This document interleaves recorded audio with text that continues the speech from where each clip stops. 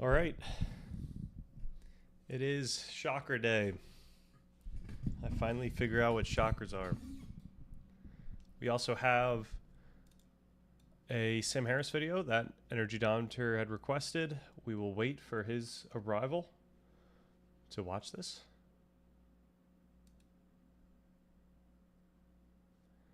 And then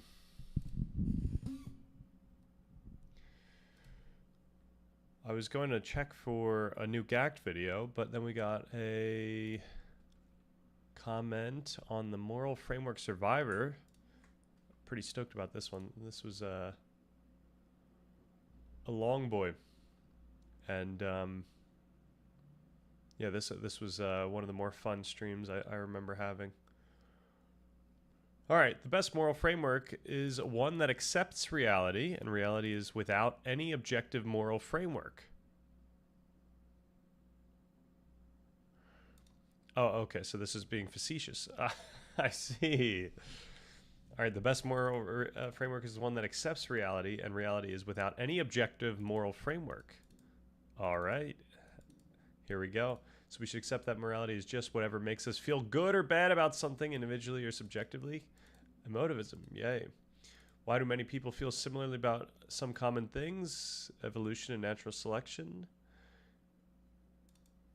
Okay. If everyone feels bad about, does this mean we have found objective morality? No, because nothing objective can stop someone from feeling good about. Okay, gravity is objective, our biological bodies are objective, but how you feel about something cannot be objective because different people will feel differently, even if it's just one. Okay. So this is making a an argument here, and we have to be. Oh, yes, we can, Energy Geometer. I had opened up saying that we could do that before we even get into chakras if you'd like. I'm just going over this comment. So we can parse this one out. And I think the first thing to point out, and I'm curious how long they watched, because this is actually including a lot of the stuff that we kind of mentioned in there. However, once again, we wouldn't say that like gravity is objective in like some absolute sense. Obviously, we have this concept of gravity that certainly feels objective, and it's about something that we know to be objective within the framework of the physical world. But this is conflating or connecting these two things. For morality to become objective, it must make everyone feel the same way about the same thing. But I wouldn't say that gravity is objective. It certainly feels that way. But it's yet another concept that we. Oh, I'm sorry. No one can see this. Oh, that is my. Took my OBS. That is yet another concept that we subjectively experience. Same as all our other concepts, moral or otherwise. Of course, we have, we probably share some notion about the physical world, some concept, some understanding of the concept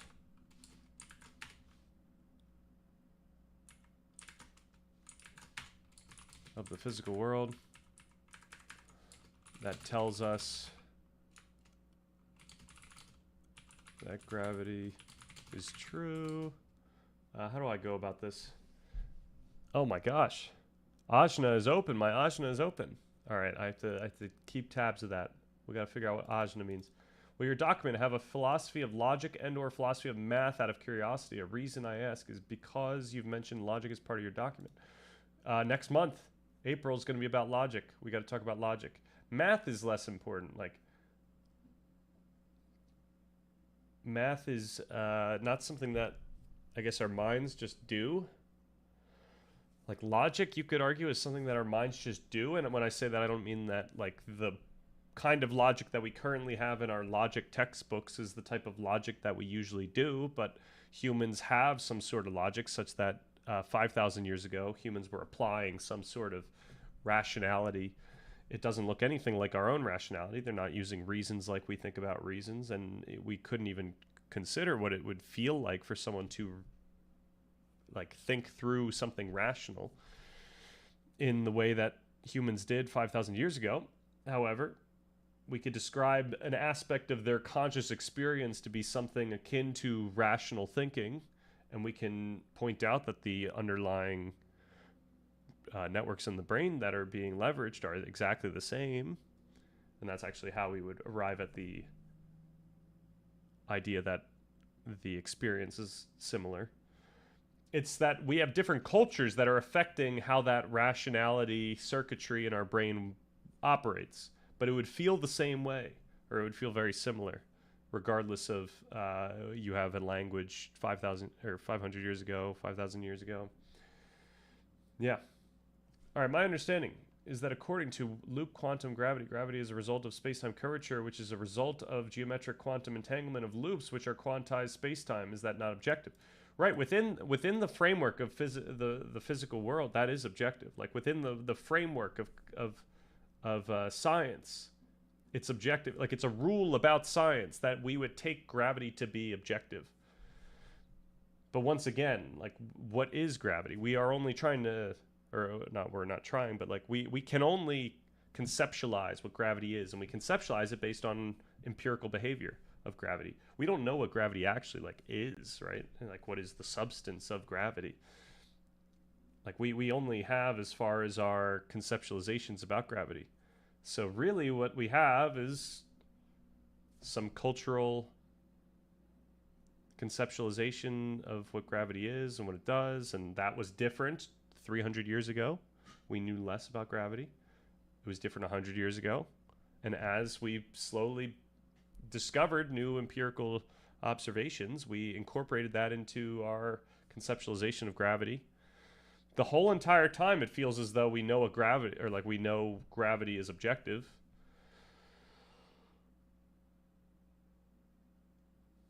So yeah, my response here is probably not that coherent. So that's going to be, I don't know if I can come out with a real coherent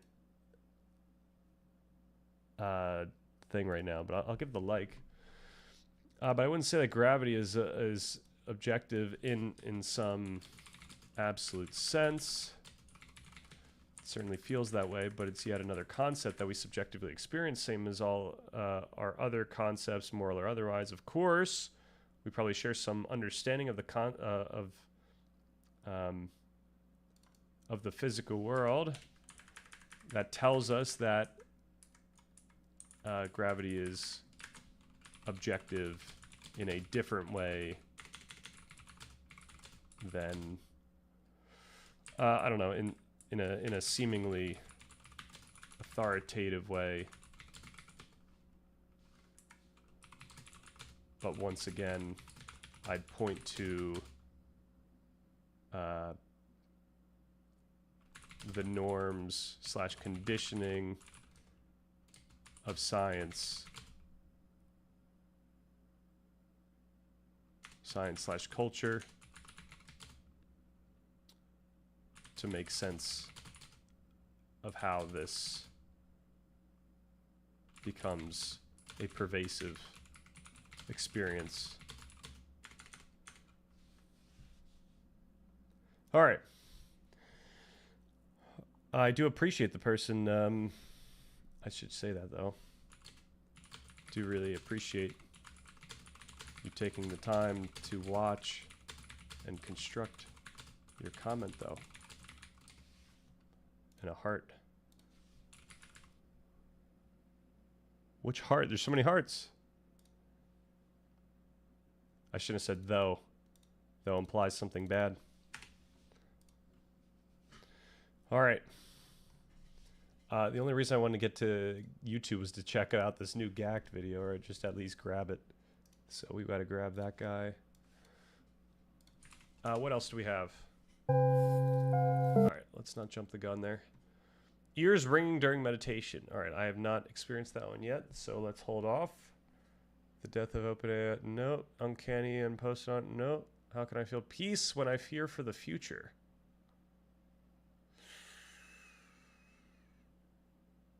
I think we're going to skip that one for now. All right.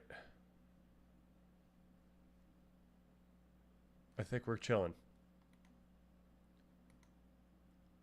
All right.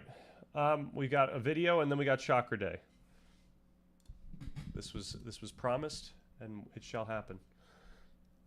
Please, no materialism on Chakra Day. To be honest, that doesn't make sense to me. We know gravity exists because we experience it. People disagree about the underlying causal relations which give rise to the phenomenon. At the same time, an arguable purpose of science is discovering such underlying causal relations. Right, I'm really just pointing out that this coherent concept that we feel like we're accessing when we're thinking about gravity is something that is a product of our neural activity. And it feels a certain way. It feels as if it's true.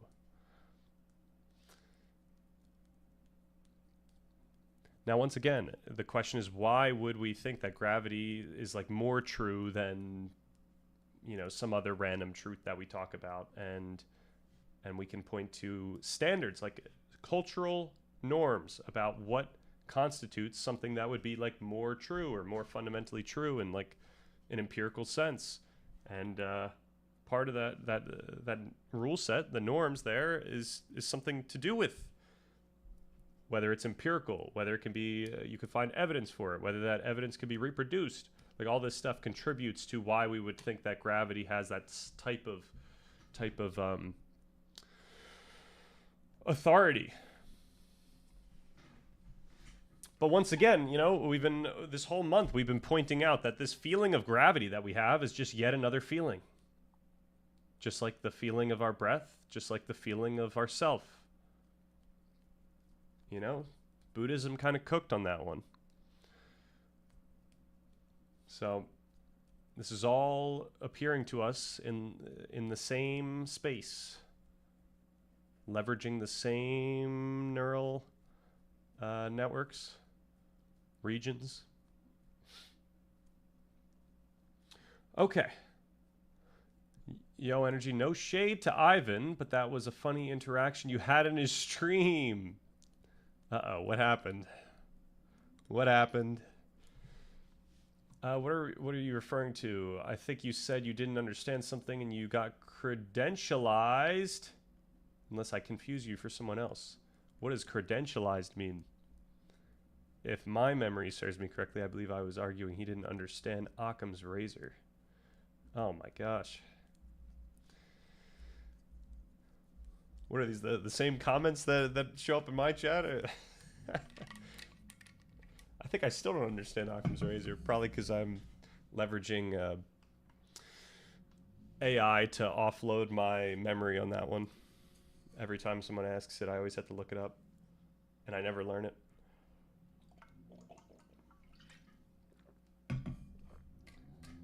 All right, let's continue.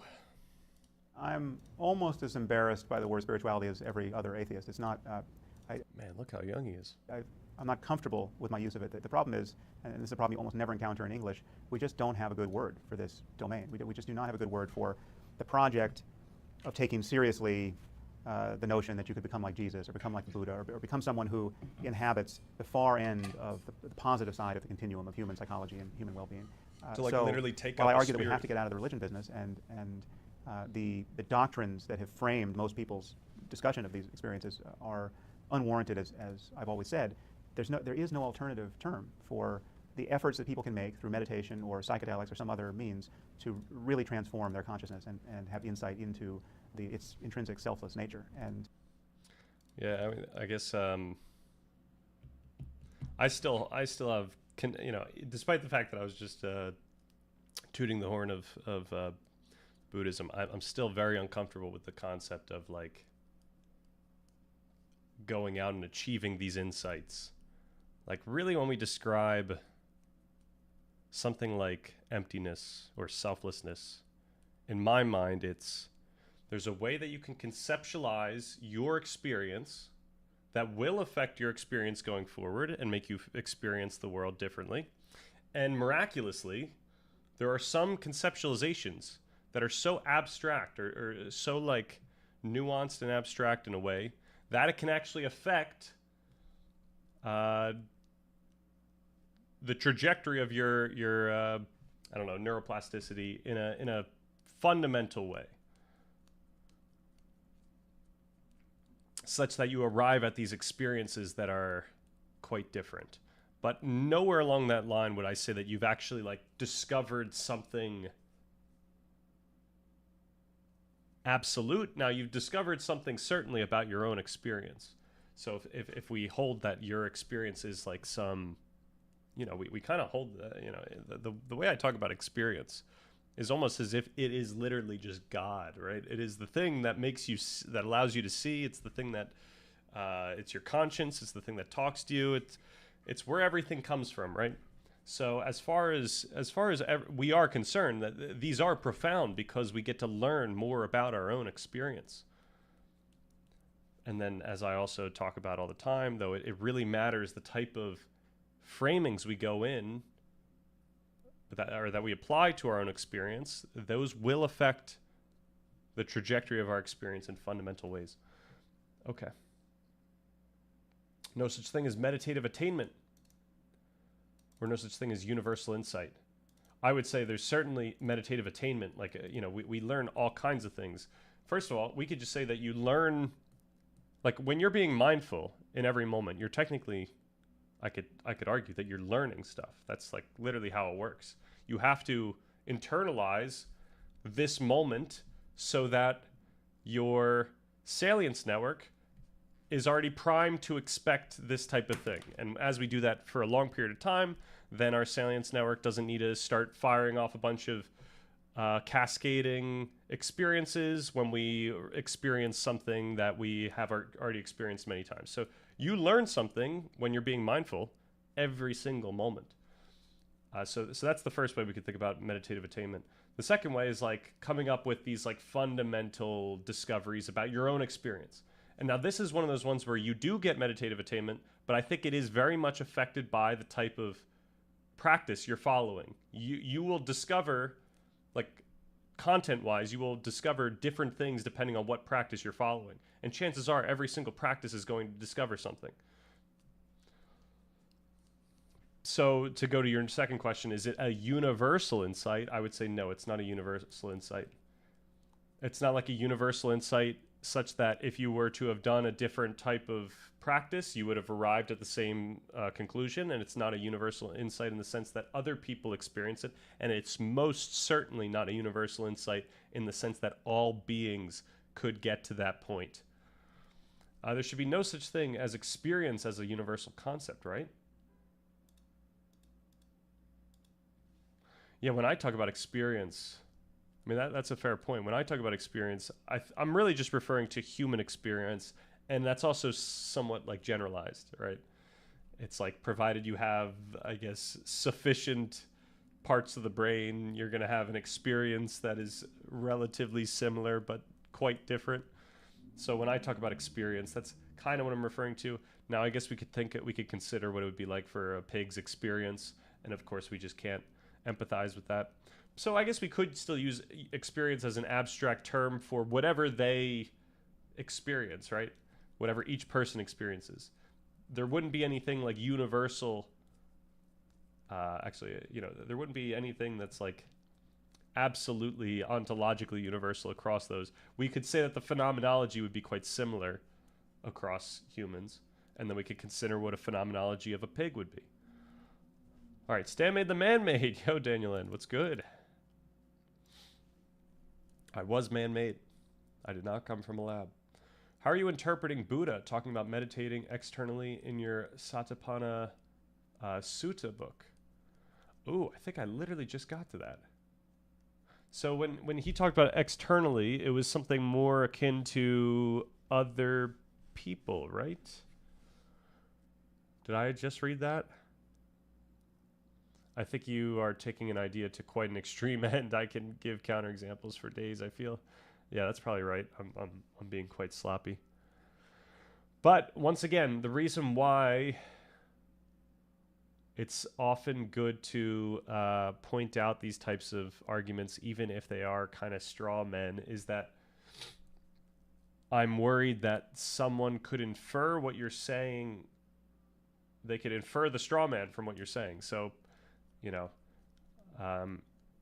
you feel confident in your own conceptualization or your own understanding, then my contentions aren't for you.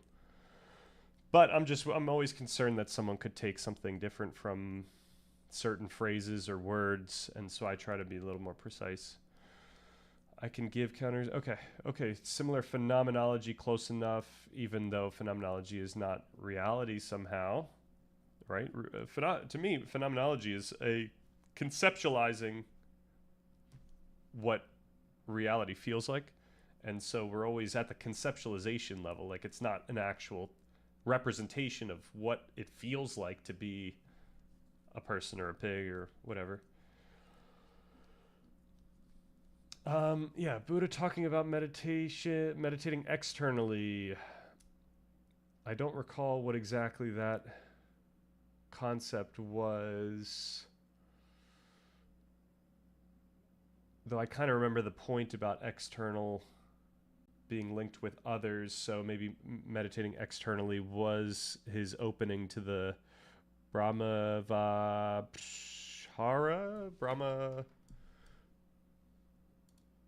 That sounds like something from Game of Thrones. Brahma Viharas. Did I not say that?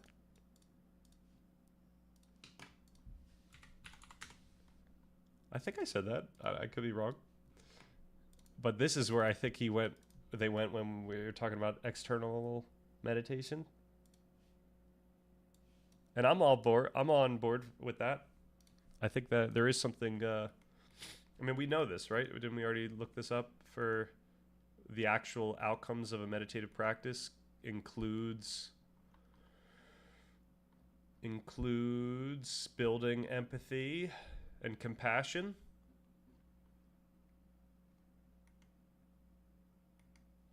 I forget where that was, though.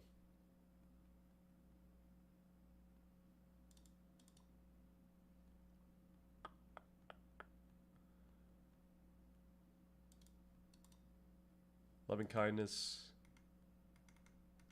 compassion, empathetic joy. Yeah, it just sets you up so that you think about others in a different way, automatically so. Oh, I think just mindfulness of others. Okay, I see. Mahasi's system skips it kind of, so I don't do it much. Okay.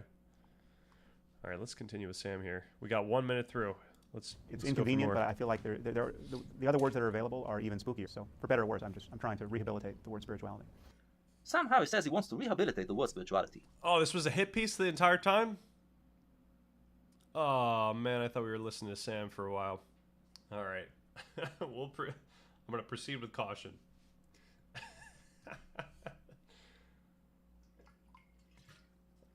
Oh, how is what related?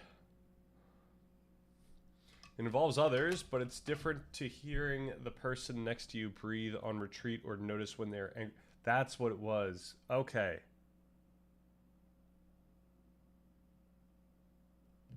Right. I guess it would be still related, though, in the sense that when you practice these Brahma Viharas, you are unconsciously primed to interpret something that you see from others in a certain way. So if you notice someone's upset, rather than that upsetting you because how dare they be upset, you might experience that, you might literally perceive it, mindfully so, as something that either like makes you feel compassion, or yeah, it would be compassion. That one would be compassion. So yeah, I think it would. I mean, so I guess within the insights, it might not be related, but I think we know enough about the brain that it is actually quite related psychologically. Could say that about most techniques that help you be more mindful of others. Yeah, so is it literally just be mindful of others just generally, like their presence, or is it mindful of what they're experiencing or what they're doing, or, you know?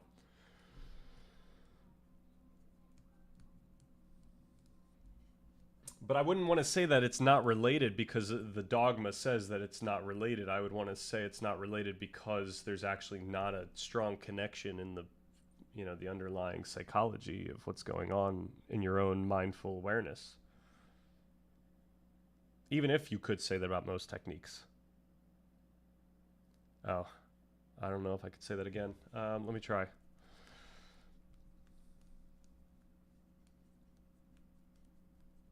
I forget what the question was that I had asked prior to.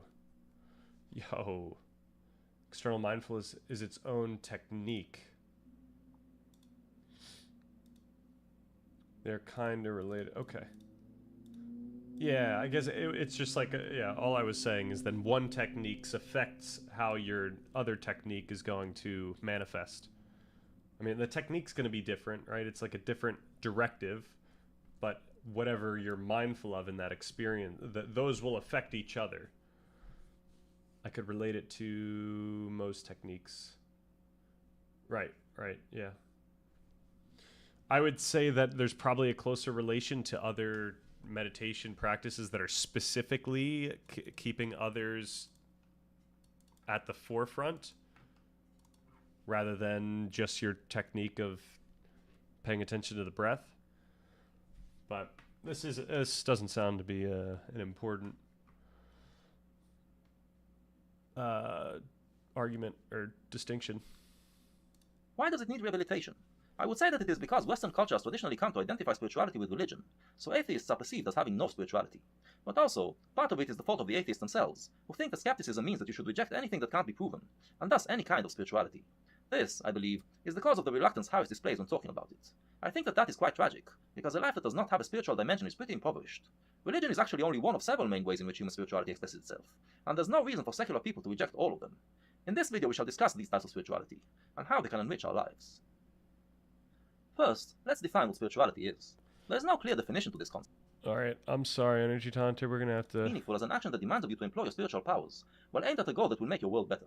I did not really define in that video what I mean when I say spiritual powers, so in this video I will try to be in mind that we all belong to a higher order, and when we willingly become part of this order, we transcend our own self and become part of something bigger. The main spiritual power employed here is the ability of people to commit themselves to something greater. You don't need religion to employ this ability. There are things in the secular world that are bigger than you and that you can commit to. Science is about exploring the universe and finding rules. Alright. I'm sorry, I don't think we have much to do. Damn! The King in Mellow, how's it going? Shots fired. Nothing Sam Harris says is important. Bop, bop, bop. Perfect primer for Chakra Day. Nice. All right. Yeah, I think we'll just take the introduction. I don't know if we're going to need to go through all the different types of spirituality that we could come up with. That's going to be something that we might want to do for... Can we please react to it? I maybe it's this guy's delivery right now, but I don't think it's going to be helpful. At least, I don't think it's going to be something that we need to do right now, unfortunately. Let me be more specific. I owe you that.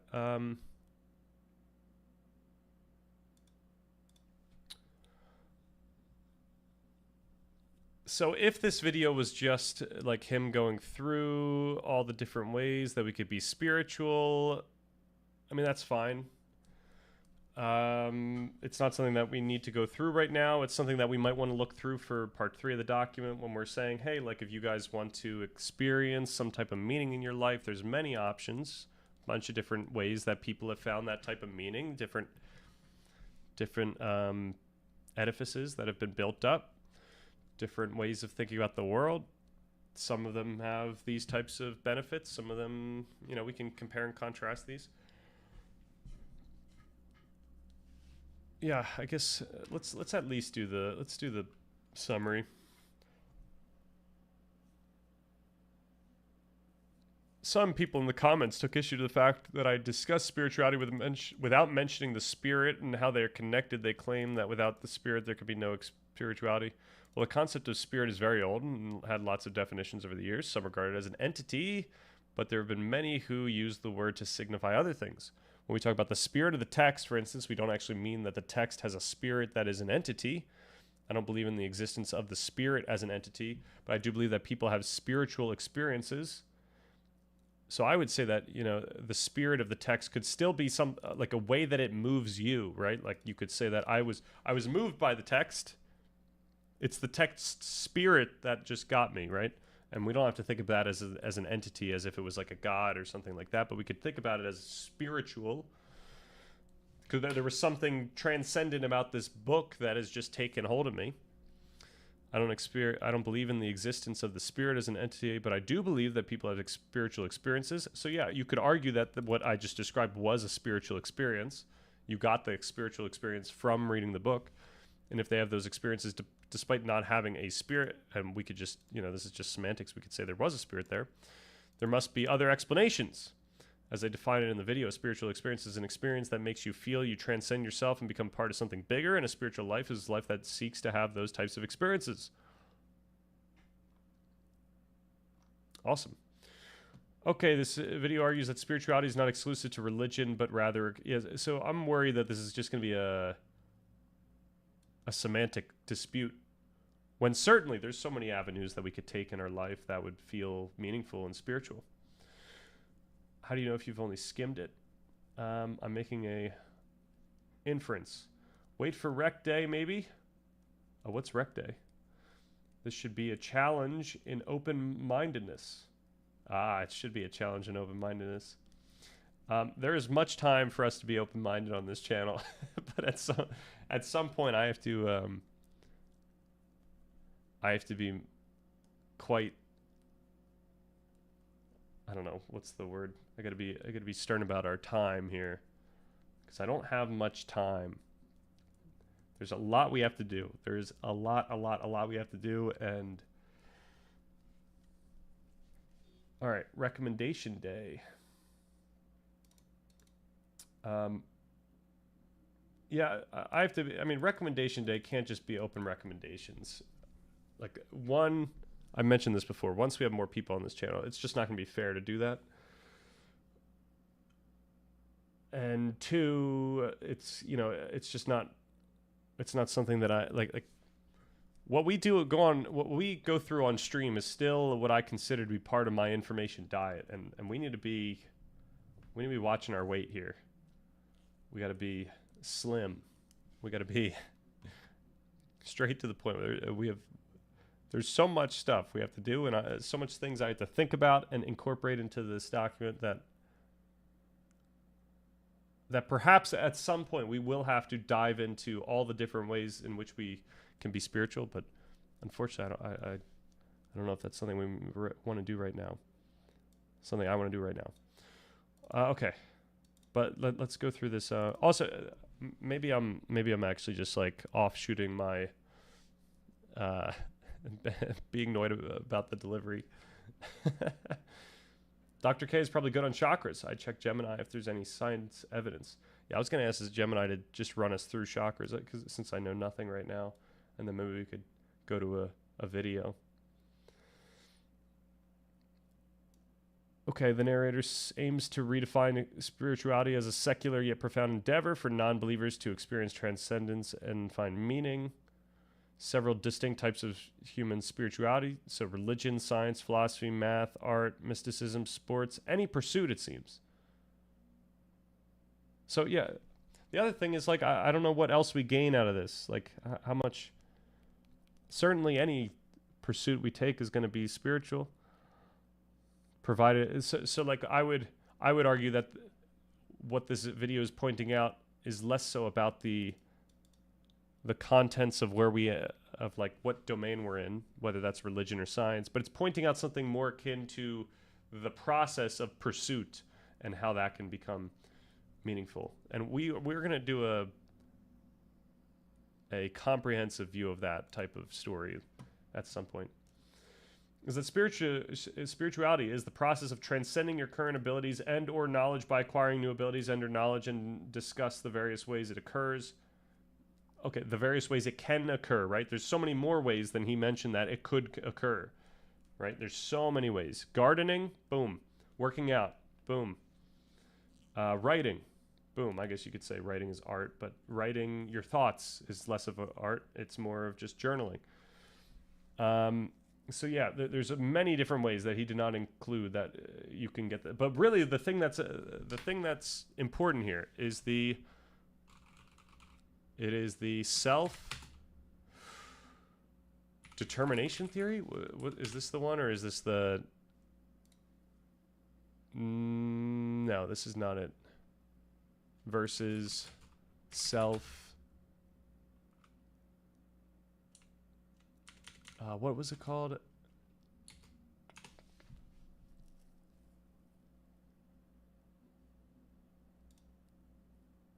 It's like so close to this. It's self-something theory. We can find this. Self-actualization?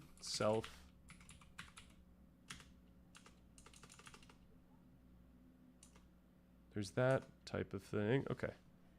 Self-something theory.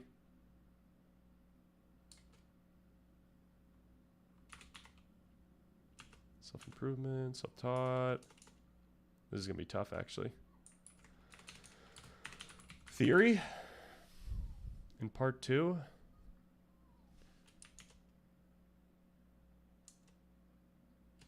All right, I should be a little bit more smart about this. What is the newer theory than self-determination theory that sounds similar? Self-actualization theory?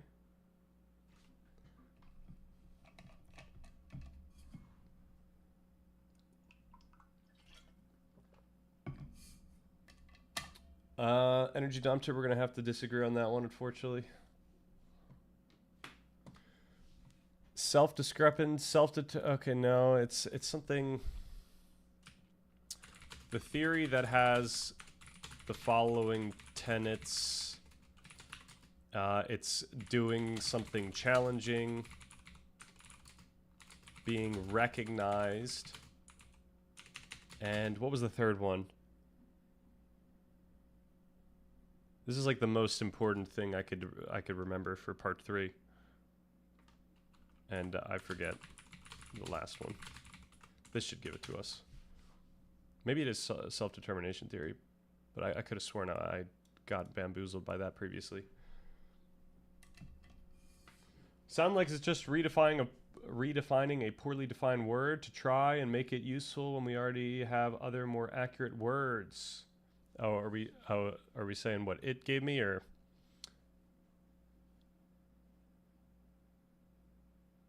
No, this isn't it. Huh. Was it actually self-determination theory?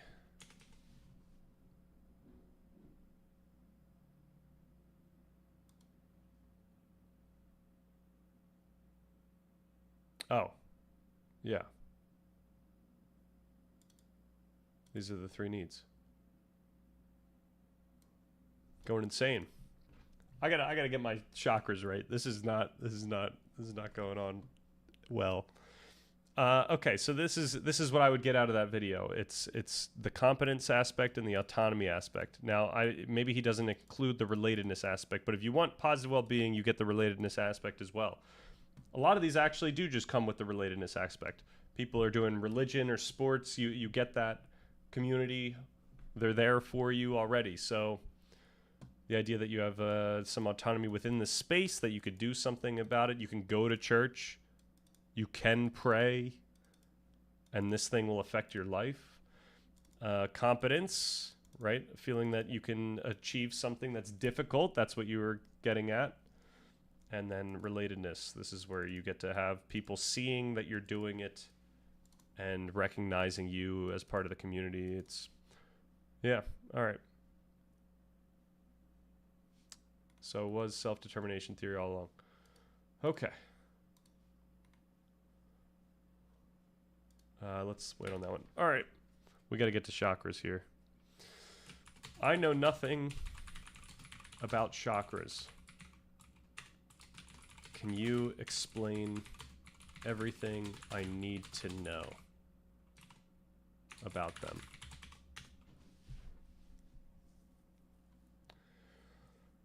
All right. So maybe we'll talk about this tomorrow, but I narrowed down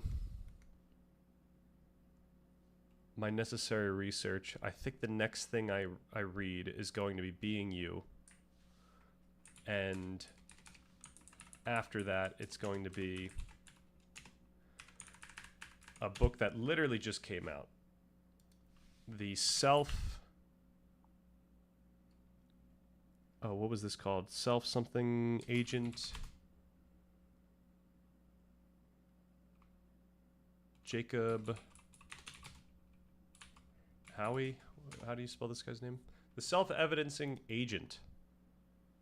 This is the next book. Literally came out February 3rd. But this is where we have to get to in part 1. We have to discuss this topic. What is it to be a human individual and an agent according to Jacob Howie, or Howie, I'm guessing? It is to self-evidence. So this is following an active inference framework, which is kind of cutting edge, or front lines, let's just say, of neuroscience here. To actively seek out sensory evidence for one's own model of oneself and the world. So this begins with a simple analysis of what it is for something to exist, then uses the starting point to understand how human agents perceive and make sense of the world, decide to act, and act of their own volition. The central notion of self-evidencing helps us understand self-consciousness as well as wisdom, meaning, and mindfulness. Self-evidencing occurs when organisms act in the world in ways that generate evidence for their existence. They evidence their model of the world and themselves. Howie offers a first principles method for philosophical inquiry intended to provide new answers to difficult philosophical questions while casting light on the diversity of everyday experience as well as our attempts to live well. All right, cutting edge. We're a month back. And then Being You, of course.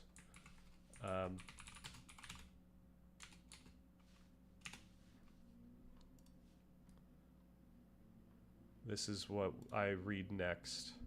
I'm still going through Sapolsky's book. It's taking so long because it's just such a huge book, but it's kind of a great book. Okay.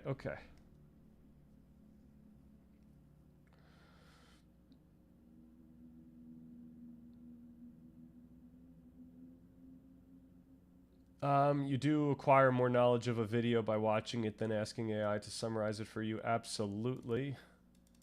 The question is whether or not I trust the content creator to give me important bits of information in the error between the summary and the full thing.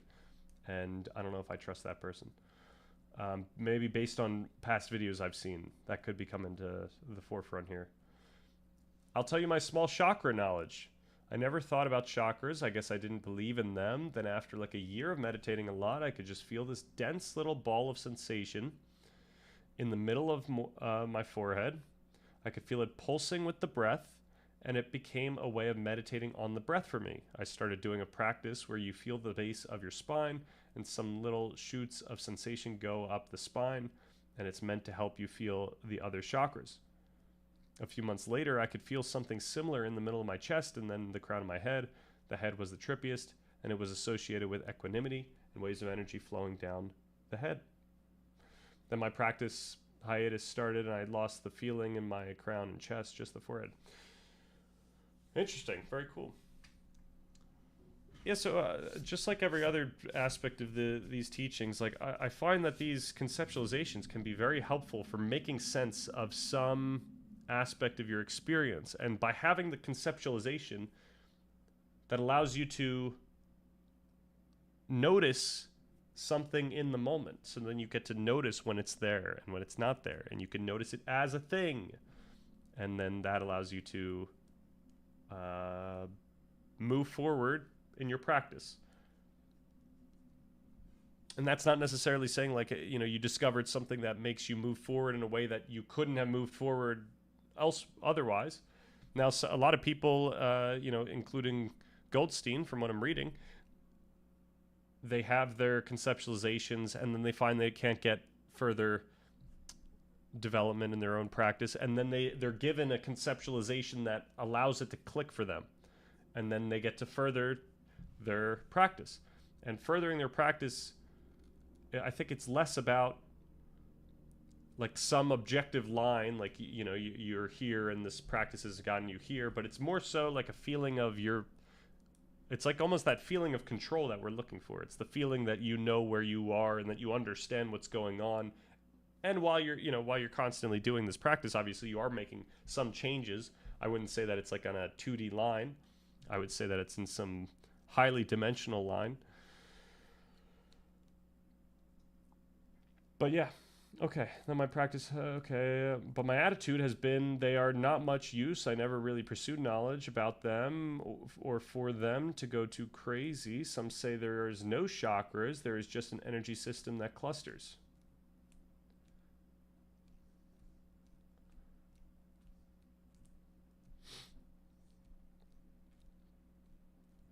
Was chakras,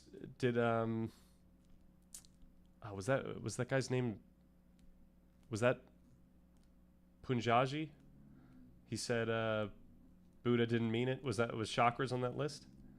In the same way you could say there is no waves, only water. Yeah, I would say chakras is as real as your breath, right? It's like, this is I mean, that might be a little too far. But this is a tool that you can leverage to make sense of some aspect of your experience. It's like thinking about the universe having an energy that flows. That was Pujaji. That was a Tibetan monk. Okay, I felt like it was a name that I recognized. Like it was a. Do we have that? Or is this gonna give a?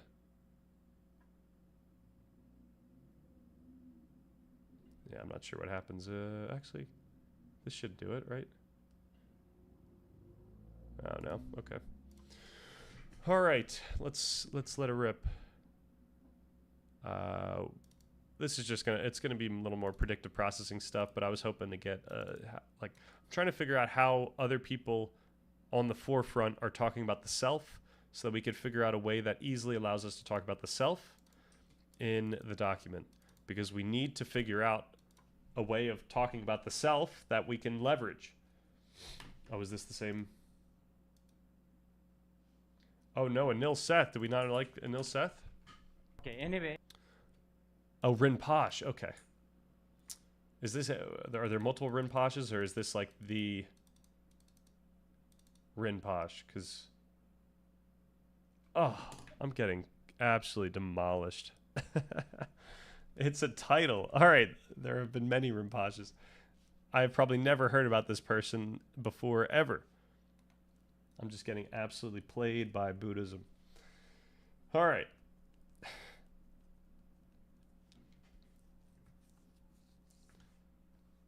It is complex. Yep.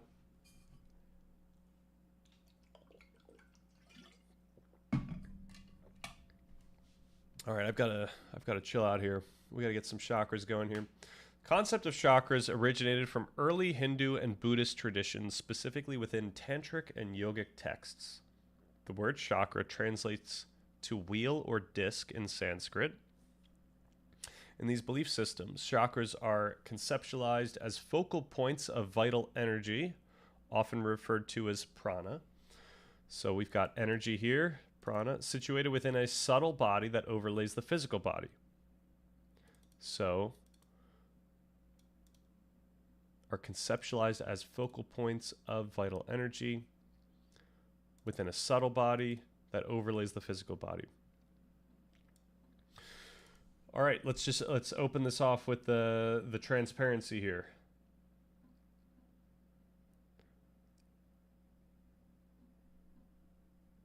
If we were to connect this to the physical world, right? Empirical science, whatever, we can't say that it's like a body that's like overlaying the physical body. We would have to connect it to certain aspects of the experience. Now, when we're thinking about like a phenomenology, certainly you can leverage this conceptualization to imagine a body and believe it's there. Obviously, a lot of people believe in chakras, and they believe that literally there is a subtle body that overlays the physical body. Now, I would say that their belief doesn't represent some sort of fact about the physical world, but of course, having that, like going into your practice with that conceptualization can be powerful for your practice, and it will affect what you feel like you experience. That's the nuance of predictive processing that we're allowed to leverage here. You know, I think there's materialists who don't want to believe, or not don't want to believe, but they aren't able to incorporate that type of telling into their comprehensive explanation. But the thoughts that we go into an experience with, or the memories that we have, or the knowledge that we have, our understandings, just our past in general, what we've learned, whether we've eaten today, this all affects how we experience the world in this moment. And when we're talking about predictive processing, really we're highlighting like priors. So this would be something more akin to knowledge that you've crystallized previously. Or it could be something like knowledge that is in working memory, because you've just thought, oh, I'm going to think about this while I do this thing. When going into a mindfulness practice, you have a directive that kind of sets you up for this practice. And perhaps it is to pay attention to chakras. Try to notice the chakras. And if you do that, you might notice the chakras, even if there is no like connection to the physical world, other than, of course, the same neural activity that makes any other type of experience that we have. But, okay. Punjaji is not even Buddhist. Was he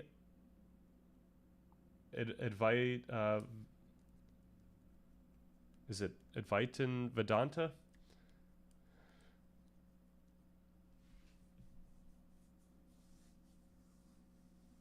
I never experienced that, hence wheel. I've had some encounters with family members believing in chakras, but only of the modern New Age kind. It might be valuable to note the differences from the traditional sense to the New Age. Not that I think there are that either are interesting. Do you think you have a body that is made up of sensations, if I understand that, is a subset of what is meant by subtle body?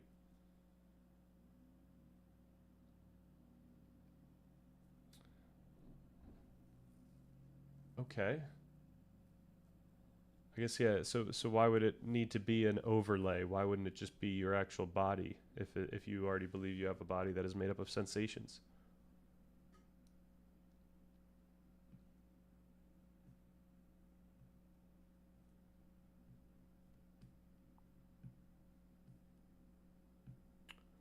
I'm drawing from this idea of that a subtle body that overlays the physical body.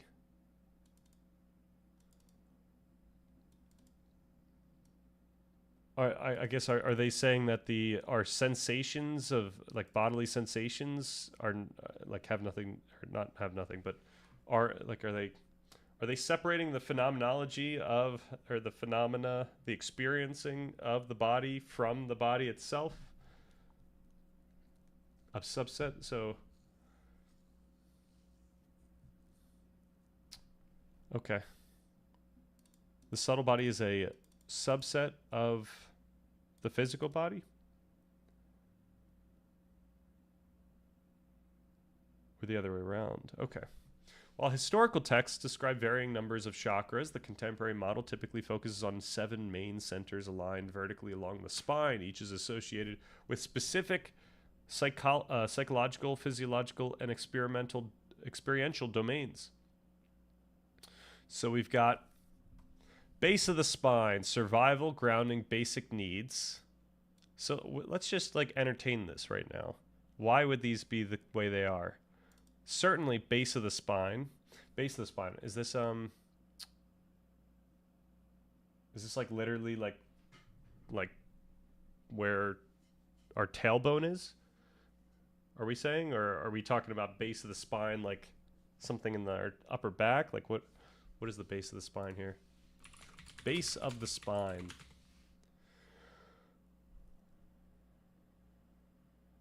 Okay, the tailbone. Right. Okay. All right.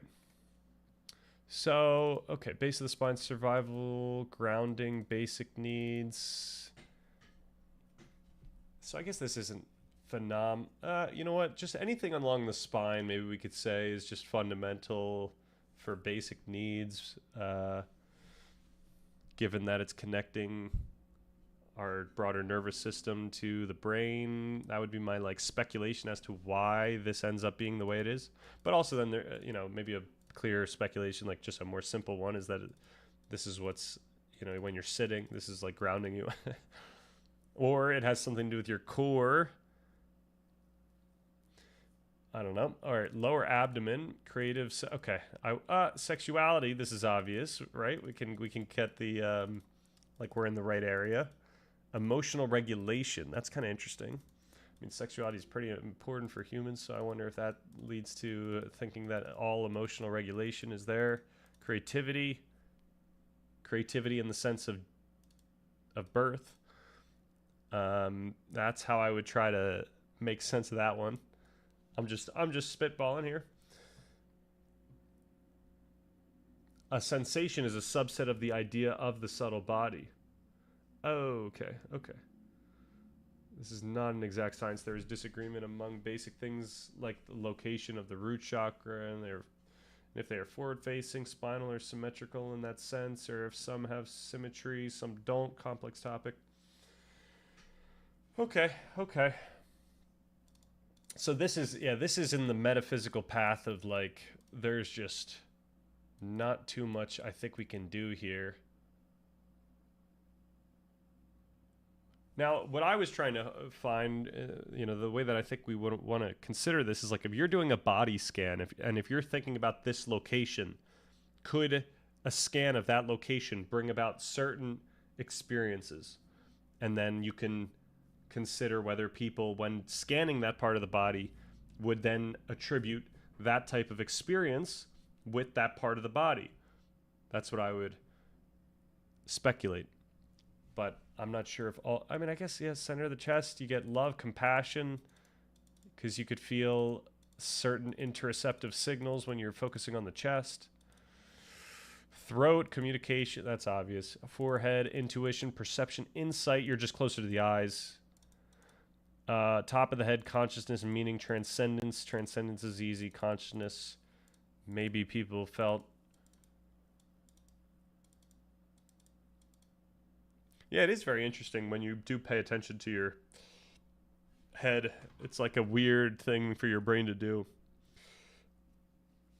All right, let's skip ahead. From the standpoint of contemporary scientific consensus, biology, and modern medicine, chakras do not physically exist, no anatomical correlates. There is no structure in the human body, whether organs, specific nerve clusters, or physical energy fields, that map to the chakra system.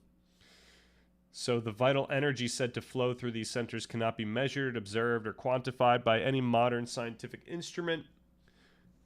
Claims in chakras can be physically blocked, realigned by external tools like crystals, or used to diagnose and cure medical conditions. All those claims are unsupported by clinical evidence. Relying on chakra manipulation for the treatment of physical or severe mental illness is categorized as pseudoscience. All right, nothing too surprising there.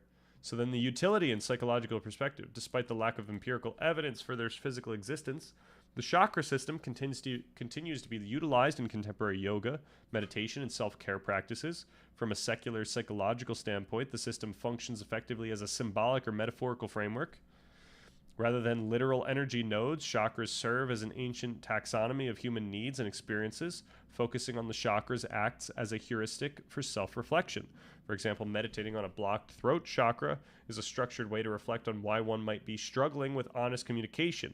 It provides a highly organized vocabulary for introspective meditation, mindfulness, and somatic awareness, which do have documented psychological benefits. All right. Uh-oh, what a straw man. Uh-oh. Can you provide something that will point us in the direction of a steel man? Are we just talking about the science in the terms of the straw man? I've had times where I have some intuition and sensation in my third eye increases, but it is not precise enough to be useful information. Which part was the straw man? Was it just the utility part?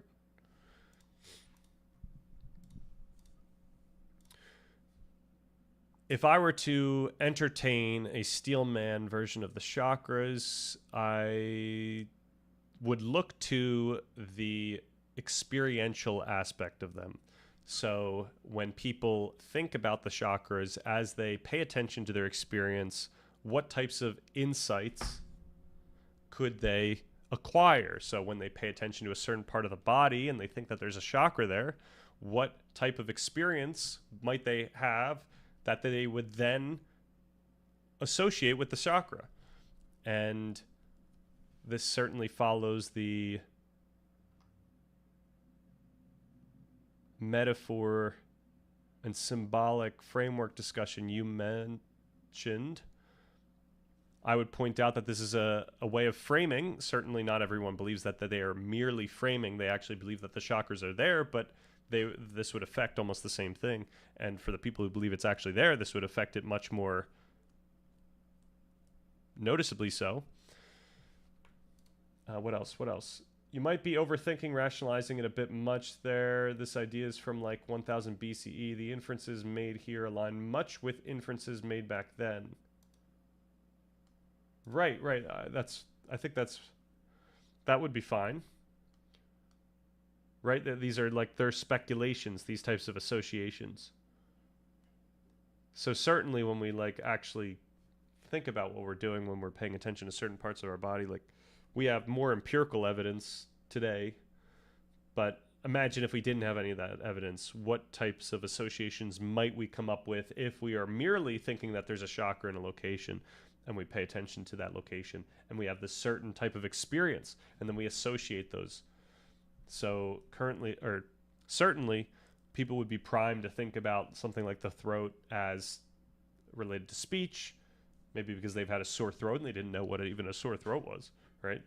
They just know that when your throat is, inflamed, that when it feels a certain way, that it correlates with not being able to speak, and maybe that is the spirits telling you you're not able to speak, or God taking away your speak. I don't know.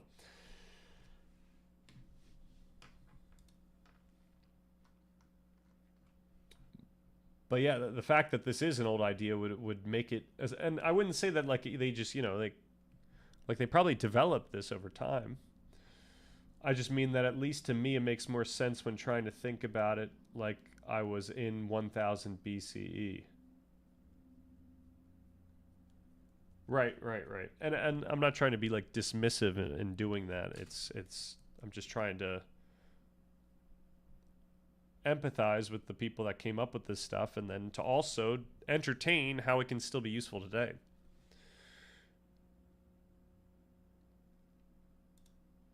All that said, I would want to point out that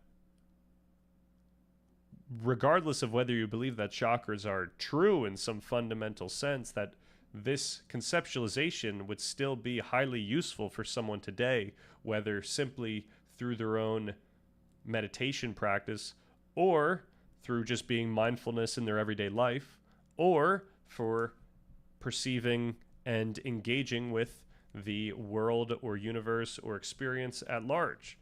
It is a way in which you can make sense of the things that happen in your life, and this can provide you a feeling of meaning, of agency.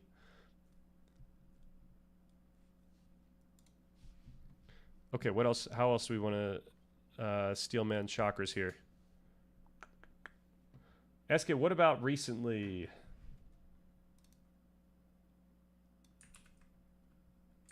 Or is that a last name, recently? Or are you saying?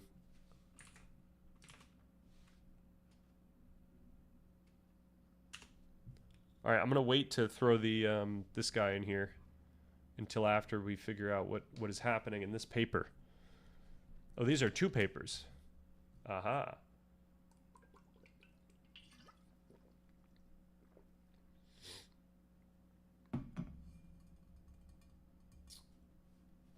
Wait, did you say not recently or not?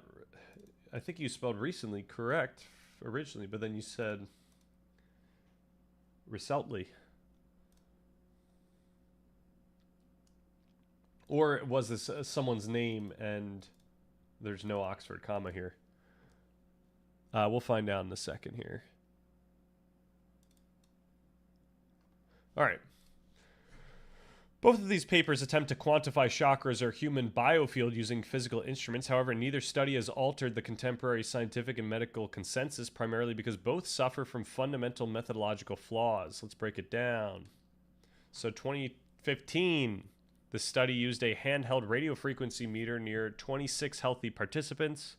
The authors claimed to detect distinct electromagnetic frequencies in the megahertz range that corresponded to locations of traditional chakra points.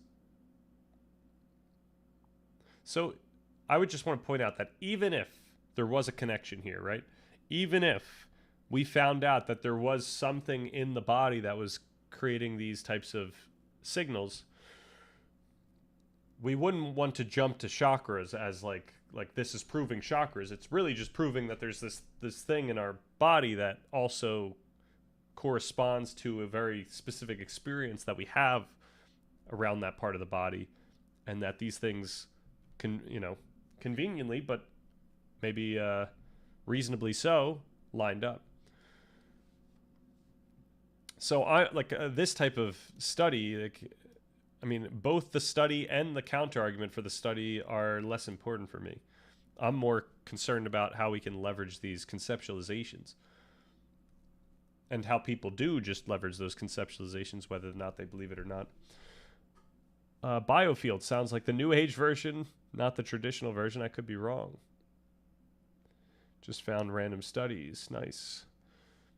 All right, the body antenna effect. The human body is conductive and naturally acts as an antenna.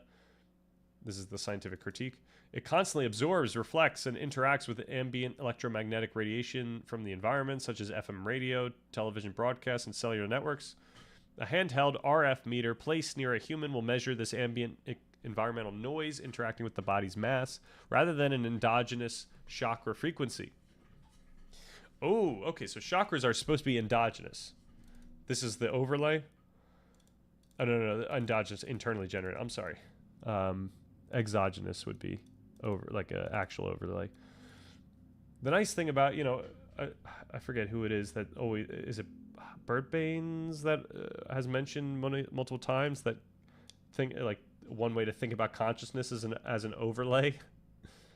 That's the same way I would want to think about this, is these sensations and it's more of a description of the phenomenology rather than the actual what's there in some absolute sense. All right, lack of environmental control. Subjects must be placed in a Faraday cage or highly electromagnetically shielded room. This level of rigor was absent. All right, let's just move on to the next one. The next study utilized surface EMG to measure high-frequency electrical signals at various points along the spine and forehead. The researchers compared 20 biofield practitioners performing energy exercises against a control group of 24 university students engaged in an assessment center role play. They found higher spectral power in the practitioners and attributed this to biofield activity. And then the scientific critique. Apples to oranges comparison. The experimental group and the control group were performing entirely different physical and cognitive tasks. And then surface EMG is an instrument explicitly designed to measure the electrical activity produced by skeletal muscles, variations in posture, muscle tension, breath control, and micro movements between someone actively practicing a focused energy exercise and a student doing a social role play easily account for the differences in electrical signals. Attributing standard neuromuscular electrical activity to a novel biofield is a massive, unsupported inferential leap. All right, why the consensus remains unchanged? In the scientific method, or according to the scientific method, an extraordinary claim such as the existence of a new anatomical energy system requires highly controlled, reproducible evidence that isolates the phenomenon from known biological and environmental variables. These studies are common in fringe science. They utilize legitimate scientific instruments but fail to apply the rigorous controls necessary to rule out mundane explanations, like background radio waves or standard muscle twitches. Because they do not rule out these basic physiological and environmental factors, they are viewed by the broader scientific community as false positives rather than proof of chakras. Okay, I am glad that you brought these up, because it's just nice to like know the general vibe going on around this type of science and what people are trying, and you know, I don't want to be too dismissive, but like, what is the best effort? Like, what? I mean, maybe this isn't the best effort. Maybe you found the two studies that chakra believers would be like, you just picked our worst evidences. As I understand it, which is poorly, the traditional version talks more about internal energy points, whereas the modern New Age version talks more about the energy being visible, more visible, even as in colors emanating from the body. Wow, so this is one of those places where the traditional version, I feel like, had it a little bit more appropriately. All right, so was this the last thing? So let's see. Now that this has been more critical, then it might even be critical of my steel man here.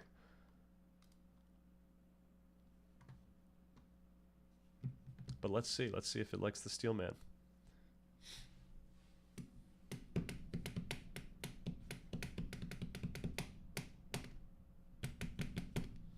All right. And, you know, just from what we know about the brain, this wouldn't actually correlate to the specific signals that we're getting from... I guess it kind of would. I mean, it's less about the specific signals that you get from the areas of the body that you're paying attention to. It's more so the more interesting part happens once you start getting into, like, the filters, let's just say, of the different parts of the brain as this bottom-up signal is being, you know, interacted with, or the bottom-up signals interact with priors through different cortexes, and it results in your conscious experience. Something like that. All right, this is a way to approach this topic by stripping away the metaphysical claims and focusing strictly on phenomenology, what a person actually experiences in their consciousness and body. You arrive at a concept that aligns perfectly with modern psychology and neuroscience. When you steelman the chakra system as an experiential framework, you are essentially describing interoception, the brain's ability to perceive sensations inside the body, like heart rate, respiration, muscle tension, and gastrointestinal activity. Because our physical sensations are deeply entangled with our emotions, often called embodied cognition, directing focused attention to specific anatomical regions yields predictable subjective insights. Here's a breakdown of the physiological sensations people experience when focusing on these regions and how those sensations map to the insights associated with each chakra. Interesting. All right, so we get base of the spine, pelvic floor. So what they actually feel is gravity, the weight of the body against the surface, engagement of core stabilizing muscles. And what they learn about themselves from that is awareness of physical posture and presence, feeling rooted or realizing how physically ungrounded or fidgety they are. And so the traditional chakra association, this was right, survival, stability, and grounding. So the lower abdomen, which was connected with the sacral, the emotional, the vulnerability, the baseline desires. So you would actually feel activity of the enteric nervous system. Enteric? Let's get it. Let's get the pronounce. Enteric. Enteric. I've done that one before. Activity of the enteric nervous system, the second brain in the gut, digestive movement, deep pelvic breathing. And you might learn connection to gut feelings. Noticing held tension here often reveals suppressed anxiety or vulnerability. All right, then let's look at the upper abdomen and diaphragm. You might think this comes with willpower, agency, and confidence, because what you feel is breath restriction, the physical sensations of adrenaline, butterflies in the stomach, and core muscle bracing. And you might get the insight into stress levels, fight or flight activation, and feelings of control, courage, or hesitation. All right, then the center of chest, which, according to the chakra, has to do with compassion, connection, emotional openness. When you pay attention to the center of your chest, you might feel heart rate variability, lung expansion, posture, for example, a caved-in chest versus open shoulders. And you might get the insight of a racing heart or tight chest reveals defensiveness or fear. An open, relaxed chest feels physically synonymous with receptivity and empathy. Interesting. All right, throat and neck, which was associated with communication, authenticity, and truth. When you pay attention to that area, when you're mindful of it, you might notice the tension in the vocal cords, the swallowing, the literal lump in the throat from suppressed crying or stress. And the insight you might come away with is realizing they are physically holding back words or emotion. Relaxing this area brings an insight of relief and readiness to speak. All right, then we got forehead and brow, which was connected with intuition, clarity, and perception. When paying attention to it, you might feel the tension in the frontalis muscle, furrowed brow, eye strain, the physical sensation of cognitive load. And you might get the insight that releasing this tension physically mimics the sensation of sudden clarity. It prompts reflection on overthinking versus clear observation. Obviously, there's a ton more insights and observations you can have about all these different parts of the body. These are just, I guess, the ones that the language model thought was or really just the first that came to its quote-unquote mind. All right, top of the head, which is associated with transcendence, meaning connection to the whole. So when they experienced the top of the head, they might have felt scalp sensations similar to ASMR tingling, spatial awareness of the physical boundary between the self and the room. And they would get the insight, perhaps, focusing on the very edge of the body can trigger a sense of dissolving physical boundaries, leading to feelings of interconnectedness. All right, let's take a pause there.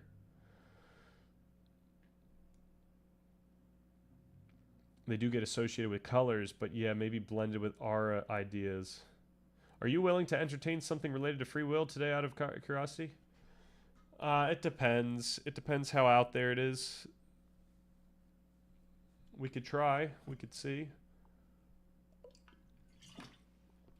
Born rule and free will. All right, let's check that out after we are done. After we go through GACT. All right, the amplifier effect, belief in top-down processing. All right, you're correct that those who genuinely believe in the physical realities of chakras, the experiential effects are magnified. In neuroscience, this is known as top-down processing and expectancy effect.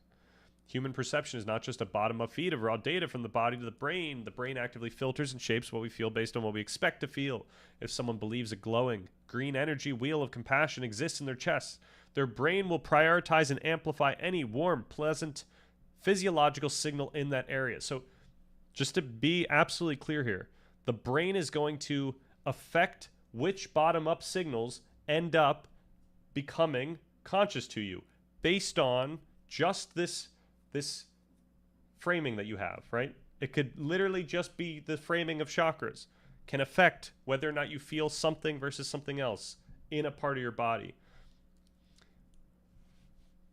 So this effectively creates a self-fulfilling somatic experience. The belief acts as a massive amplifier for the interoceptive signal. So utility as a narrative framework. This framework is highly useful regardless of its literal truth. It's supported. Okay. The conclusion that this framework is highly useful regardless of its literal truth is supported by clinical practice. Humans are meaning-making machines, but raw physical sensations like a tight chest or an upset stomach are vague and confusing. The chakra system provides a highly organized, symbolic vocabulary to translate somatic data into a psychological narrative. If a person feels tightness in their throat, asking, "Is my throat chakra blocked?" is functionally identical to asking, "What truth am I afraid to speak right now?" I wouldn't say functionally identical, but it would be functionally associated with that. It is an ancient heuristic for checking in with the nervous system, granting the exact feelings of agency, meaning, and self-awareness that we described. All right. And I take a ton of different practices and conceptualizations in Buddhism, many of the things that we went over this past month, as simply and almost merely having the same function. These are ways in which you can think about that people can. When I say that, I don't want to make it sound like I'm offering a tool right now. In this case, I'm pointing out that people can think about the world or their experience in this way. They could arrive there and then they believe that it's true, and this is going to affect the trajectory of their experience, what they actually feel, like literally which parts of the bottom-up signals reach consciousness, and these very effective conceptualizations end up providing you much more control over whether it is your nervous system or whether it is your experience most generally. So like in Buddhism, a lot of these conceptualizations are quite abstract, whether it is about emptiness or non-self or whatever. And that can create a significant effect on your experience in a profound way that gets to the heart of your salient system. If you expect all experience to be empty, then that could have a profound effect on what your salient system ends up throwing into your conscious awareness. All right. I should ask if anyone has questions more often, but like, does that not sound chill to anyone? I feel like this is I feel like this is where we have to be. Like, this is where the science points us, for better or for worse.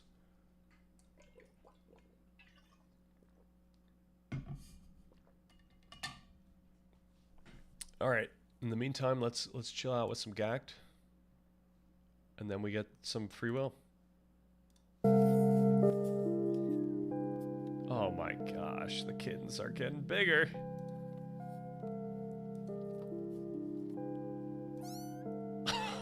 Oh my gosh.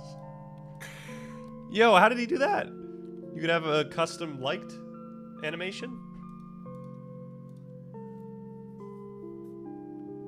We need Dr. K. Yeah, I guess Dr. K would probably do a great job of connecting chakras to the body, but he would probably do it the same way, I'd imagine. Now, granted, his language might be slightly different, but let's try. Let's see.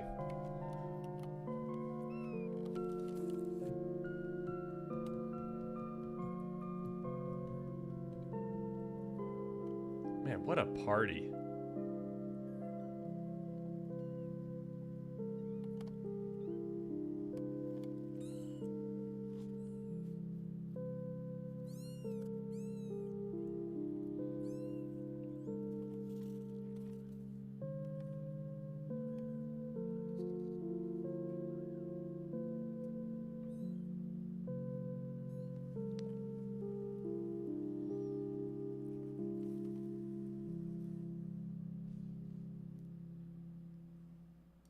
You still have a lifetime ahead, says Gact. Milo's new kittens. Names? Oh my gosh. Amazing. Okay, we've got free will.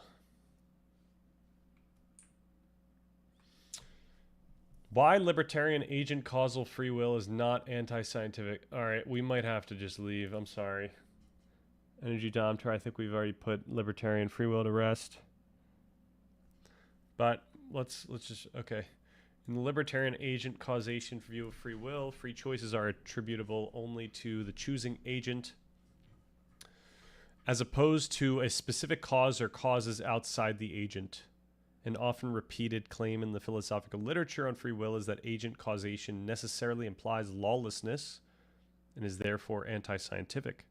That claim is critiqued, and it is argued, on the contrary, that the volitional powers of a free agent need not be viewed as anomic, specifically with regard to the quantum statistics law.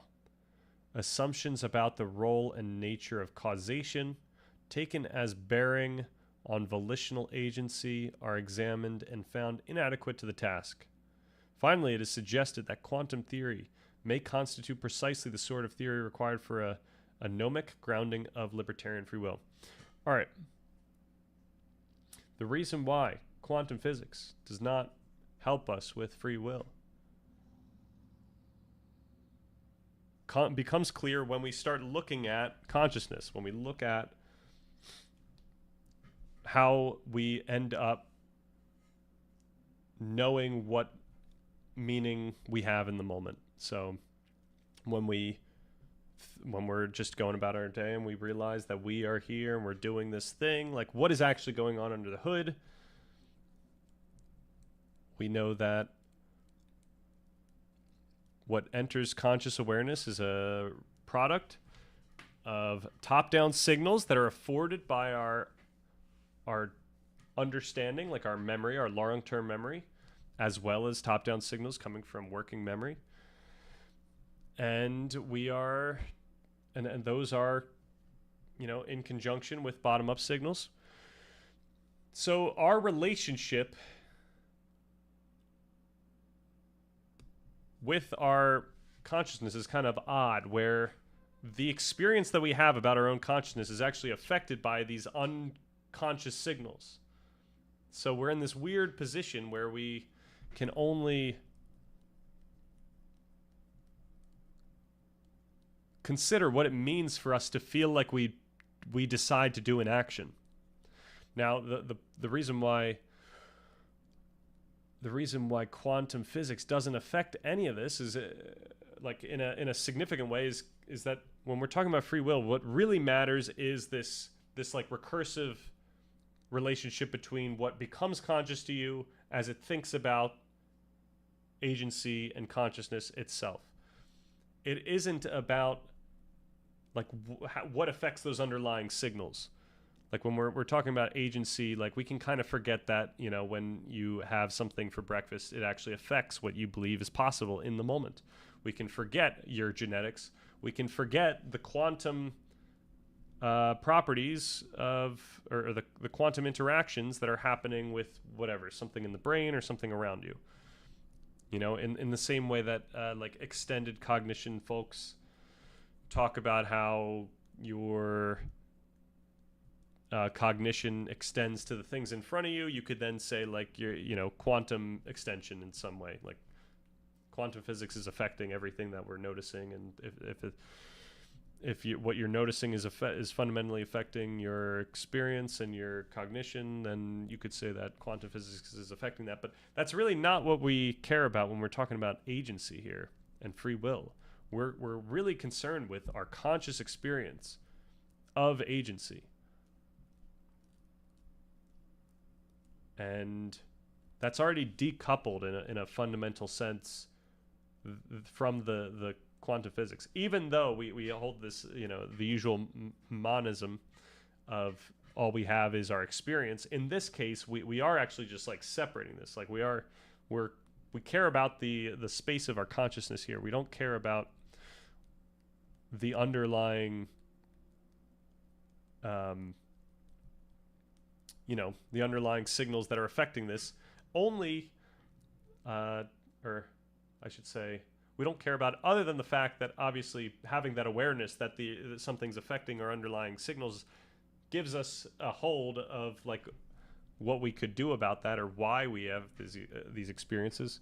So that can be helpful, but it's like, you know, once we learn more about quantum theory, it's not gonna affect our understanding of agency and free will significantly. Can I ask for AI summary? Okay, we could do a quick AI summary.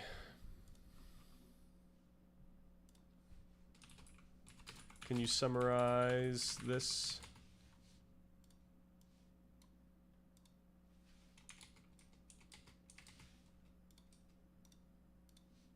All right, and we've got a video, Dr. K. Okay. Is this timestamped? It is. Let's take Kundalini. Sure. To begin with, stick Sure. a tangent here. Okay. If someone's never heard the word Kundalini and they're of a scientific temperament, Okay. like they think science first, Okay. I'd love for you to explain what Kundalini is to that person, and then also give me a definition for people who are fully open to these spiritual concepts. Okay. Oh, nice. All right, let's.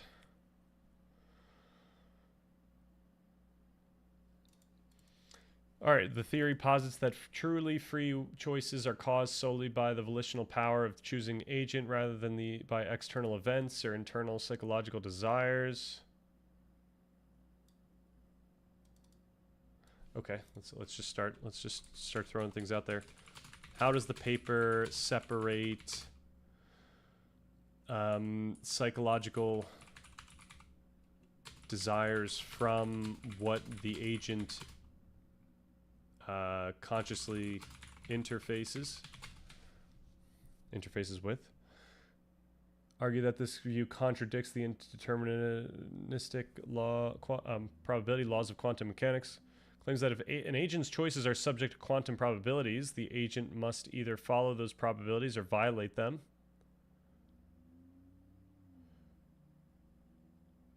Okay, the author is rebutting that. Argument relies on the unsupported assumption that a human agent can be modeled as a stable quantum system with choices represented as exact eigenvalues.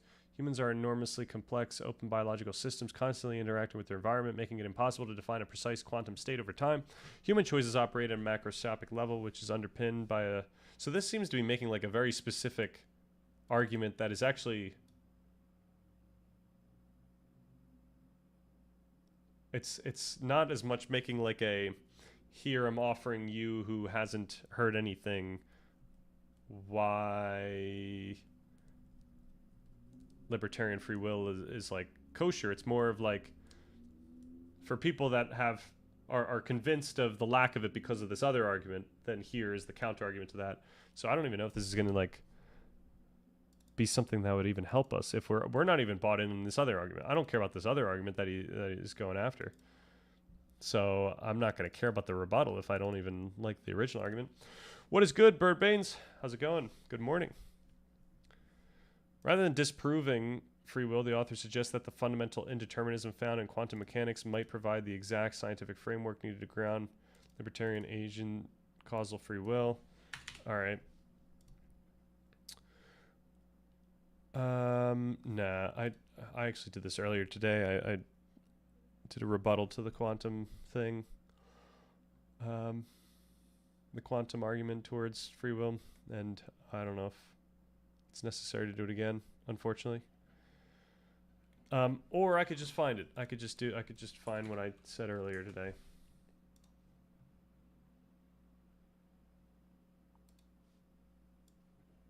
Something needs budding. Well, something was already budded, so it's rebudding. Quantum. Let's find quantum. All right, so I had asked, is there a book that I should read instead of the books that I had suggested reading? And it said, how about Free Agents, How Evolution Gave Us Free Will by Kevin Mitchell, which he makes an argument that there is an inherent quantum indeterminacy in thermodynamic noise. Rather than this noise making our actions random, biological organisms evolved to harness it. Because the micro level is noisy and slightly indeterminate, the macro level structure of an organism can act as a genuine cause.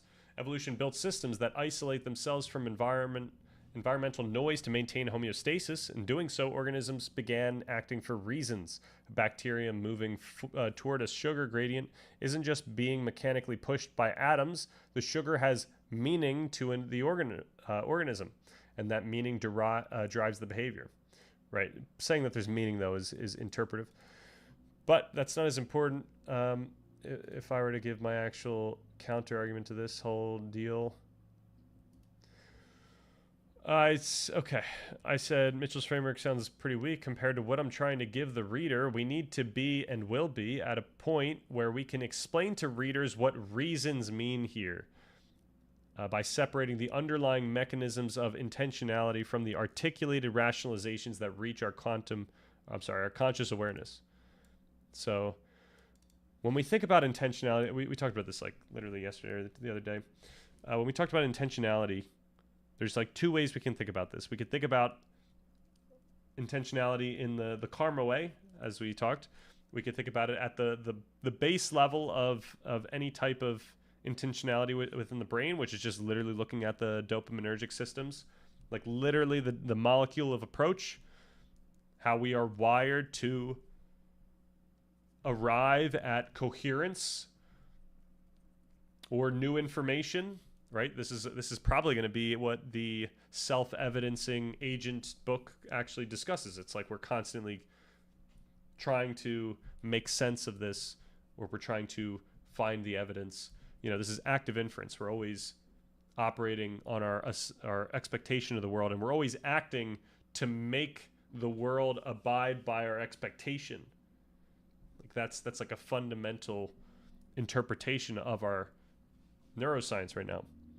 Quantum physics is pretty much unnecessary for this conversation. It doesn't matter if the physical world... I should have said the other way to think about intention is what actually reaches our conscious awareness, which once again is like some subset of neural activity that, we can consider that this type of activity leads to this experience that we have, or that we feel that we have, one in which we understand ourselves to be doing something. But our neuroscience points out that our brain is a rationalizing machine. I don't know. A rationalizing machine. It's constantly rationalizing what has already taken place, like what is already happening. So we are making decisions, we are behaving in ways all unconscious to us, and then our brain is rationalizing what we're doing. So did we make the decision, or is our brain just telling us how we make sense of this? So we have to find how to deal with free will in that, like given what I just mentioned here. And so I say quantum physics is pretty much unnecessary for this conversation. It doesn't matter if the physical world is actually deterministic, but our engagement with consciousness is effectively deterministic. We don't have control over what arises right now. What we have is a feeling of being a person that can listen to what arises and then react accordingly, who can do something now in order to affect what arises in the future. All right. And then, maybe this is just primed to agree with me, but it says, if the objective is to build a practical operational framework for navigating human experience, debating the ontological reality of fundamental physics is a massive distraction. Your premise that conscious experience operates under an effective determinism where we cannot control what arises in this exact millisecond, but we possess the mechanical capacity to condition what arises in the future, perfectly aligns with the contemporary consensus in cognitive science regarding metacognition and neuroplasticity. The feeling of being a person is not a magical override switch. It is a highly evolved, functional feature of the brain's predictive architecture designed specifically for long-term allostatic planning. So when I say that the brain is rationalizing, it is operating according to, this tenet of allostasis, such that it's predicting what it even is. Like when we understand ourselves, this isn't like what our self is now in a way that's like absolute. It's our brain is predicting what our self even is as we're trying to make sense of who we are in each moment and what we can do. Okay. And this is what led to being you. And then I pried a little further, and that gave me the self-evidencing agent. So, all right. All right. Evolution gave us free will. Well, yeah, actually, in any, I think, in any coherent argument of free will, evolution gave us it, right? Like, if there's ever a reason, or if there's ever a way and we can think about free will as a thing that we have, it has to be afforded to us by evolution. All right, the argument to my understanding is premise 1, the Born rule as a probability of frequency only applies to long-term consistent quantum system measurement premise. 2, human decisions are not long-term consistent quantum system measurements premise. Therefore, the Born... So, anytime there's like some... I don't know, is this a tautology? Is that what these things are called? Like, I'm so skeptical of tautologies. Like, it's like you set up a semantic rule set in which you can make something that sounds deductive, but it's nowhere near deductive. Like, we are relying on our inferences of what we're talking about here. And there's so much ambiguity in what we're talking about. So you might compel some people who believe that what you just said is actually deductive, but many people are going to believe that it's fallacious because they just don't believe in the premises. Therefore, and also, I guess the other thing is, like, even if I was compelled by that, do I care if the Born rule is consistent with libertarian free will? That was the whole thing I just said. I really don't think that quantum interactions are relevant for a discussion of free will. All right, surely suicide and Darwin Award winners means the organisms think it's a bad idea.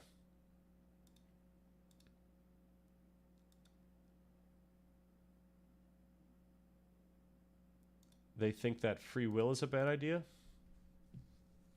Or that the whole operation is a bad idea? And I would argue that that's not... I know we can make a joke about that, but, like, that's not the reason why people end up, committing suicide or becoming Darwin Award winners.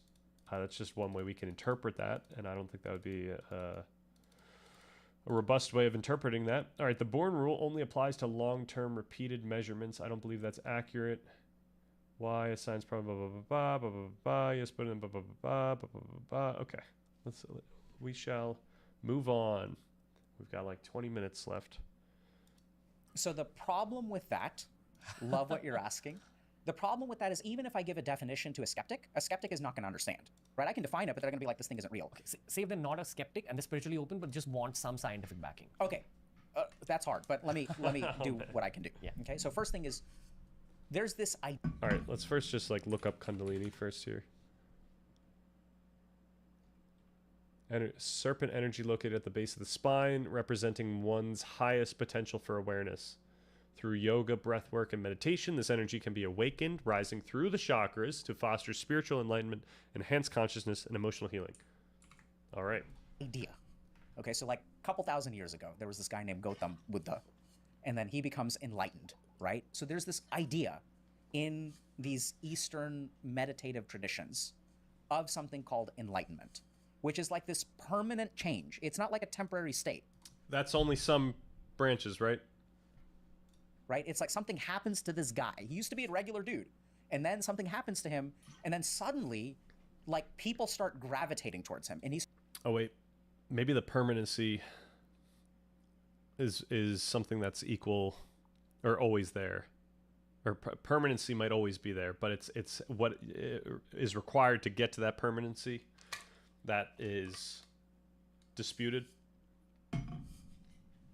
He starts teaching people, and the stuff that he teaches profoundly affects people's lives. But he's not the only one. There are people like in the Hindu tradition, we have Rama, or Krishna, we have these different kinds of like enlightened beings. Arguably in the Christian tradition, there's this dude named Jesus, but something was different about Jesus. There's a certain divinity about him. So first thing is that there's this concept of enlightenment, which we call moksha or nirvana. And so that's like something that can happen to some human beings.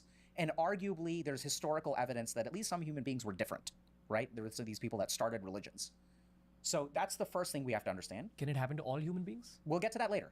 Okay. But let's understand that there's something that happens to people that makes them different to where, like, they walk around and they open their mouth, and a religion is born around them. They don't usually try to start a religion, right? They're not opening up a shop and saying, "Hi, come and worship me." They just start teaching human beings, and then a religion pops up. So there seems to be this state of moksha. So Kundalini, now you're asking, can it happen to Kundalini? I mean, can it happen to human beings? And what I would say is, okay, how does it happen? We'll figure out if it can happen to everybody in a second, but how does it happen? So one theory of how this spiritual progression happens is this thing called Kundalini Shakti or Kundalini energy.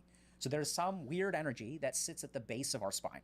And as we spiritually develop, as we spiritually level up, right? So if we think about how do I level up my muscle, if I lift weight, my muscle will hypertrophy, it'll grow, and then I'll be more capable. So we know that human beings can level up their physical body. So as you level up spiritually, this Kundalini energy rises along the back of your spine. And when it reaches the top of your head is when you become enlightened. So that's what Kundalini is. It's this weird mystical energy that can get upgraded, and as it becomes upgraded, will lead you to this moksha. Now, the fun thing about Kundalini is not so much the moksha part, which I know everyone's like. The fun thing is that as it rises through your different chakras, which are these energy centers, it like opens up and awakens certain things about your life. And so I'll give you a quick understanding of when I do Kundalini meditation for my patients, I'll do it based on their chakra. So if it's in their Muladhara chakra, which is your base chakra, the Muladhara chakra governs your primal desires, so your animalistic needs. So when my patients have problems in their Muladhara, when their energy is trapped there, they run into addictions. So if you sort of think about what is an addiction, there's a part of me that says, I shouldn't eat these French fries. But then there's a more primitive part of me, the animal part of me. If I give French fries to a dog isn't able to restrain itself. So these people don't have power over their basic desires. Addictions, substance use addictions, that's a problem in Muladhara chakra.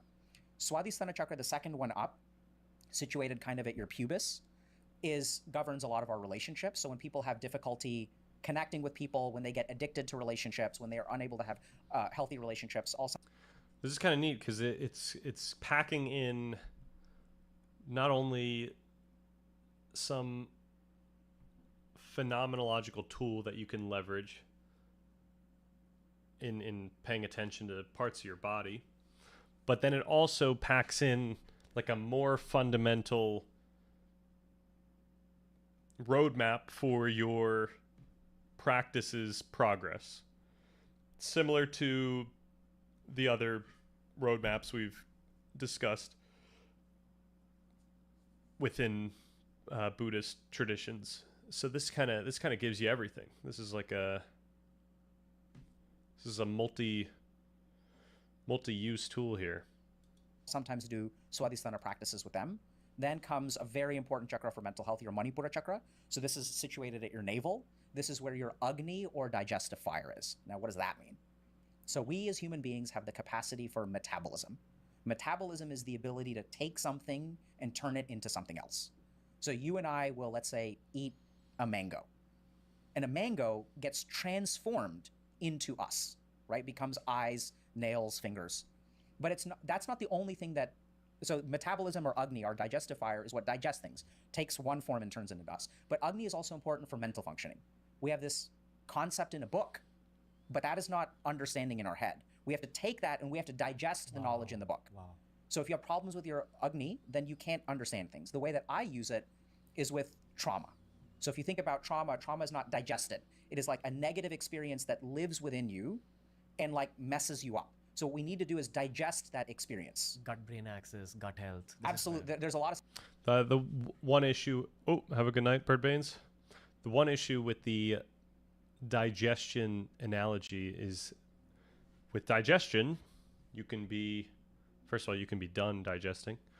Two, with digestion, there's like a clear frame of like you start with the full food and then you arrive at fully digested, and there's only one path here. Whereas with what he's talking about, like internalizing something complex like trauma, there's not one direction that you can go. It's not something that's clear cut in term, like you could be, I would say it's like multidimensional in the sense that you could be going in this highly different, you could be going in some crazy path in an unfathomably high dimensional space that doesn't make it clear as to whether you're going in the right direction until you leverage, you leverage heuristics that tell you that you're probably going in the right direction. And that could be, just your mental health, and that you're noticing that the problems that you used to have because of the trauma aren't happening anymore. So those are like your key heuristics for figuring out that you're on the right path in that regard. But it's just, it's digestion is a very simplistic analogy there. All right, how far back? Intrusive thought, blah, blah, blah. Okay. Energy Dompter, have a good one. I'm going to go. Good night. Nighty night. Peace up. That just seems to kick the can one down the road, one level down the road. Okay. I believe it's more complicated than that.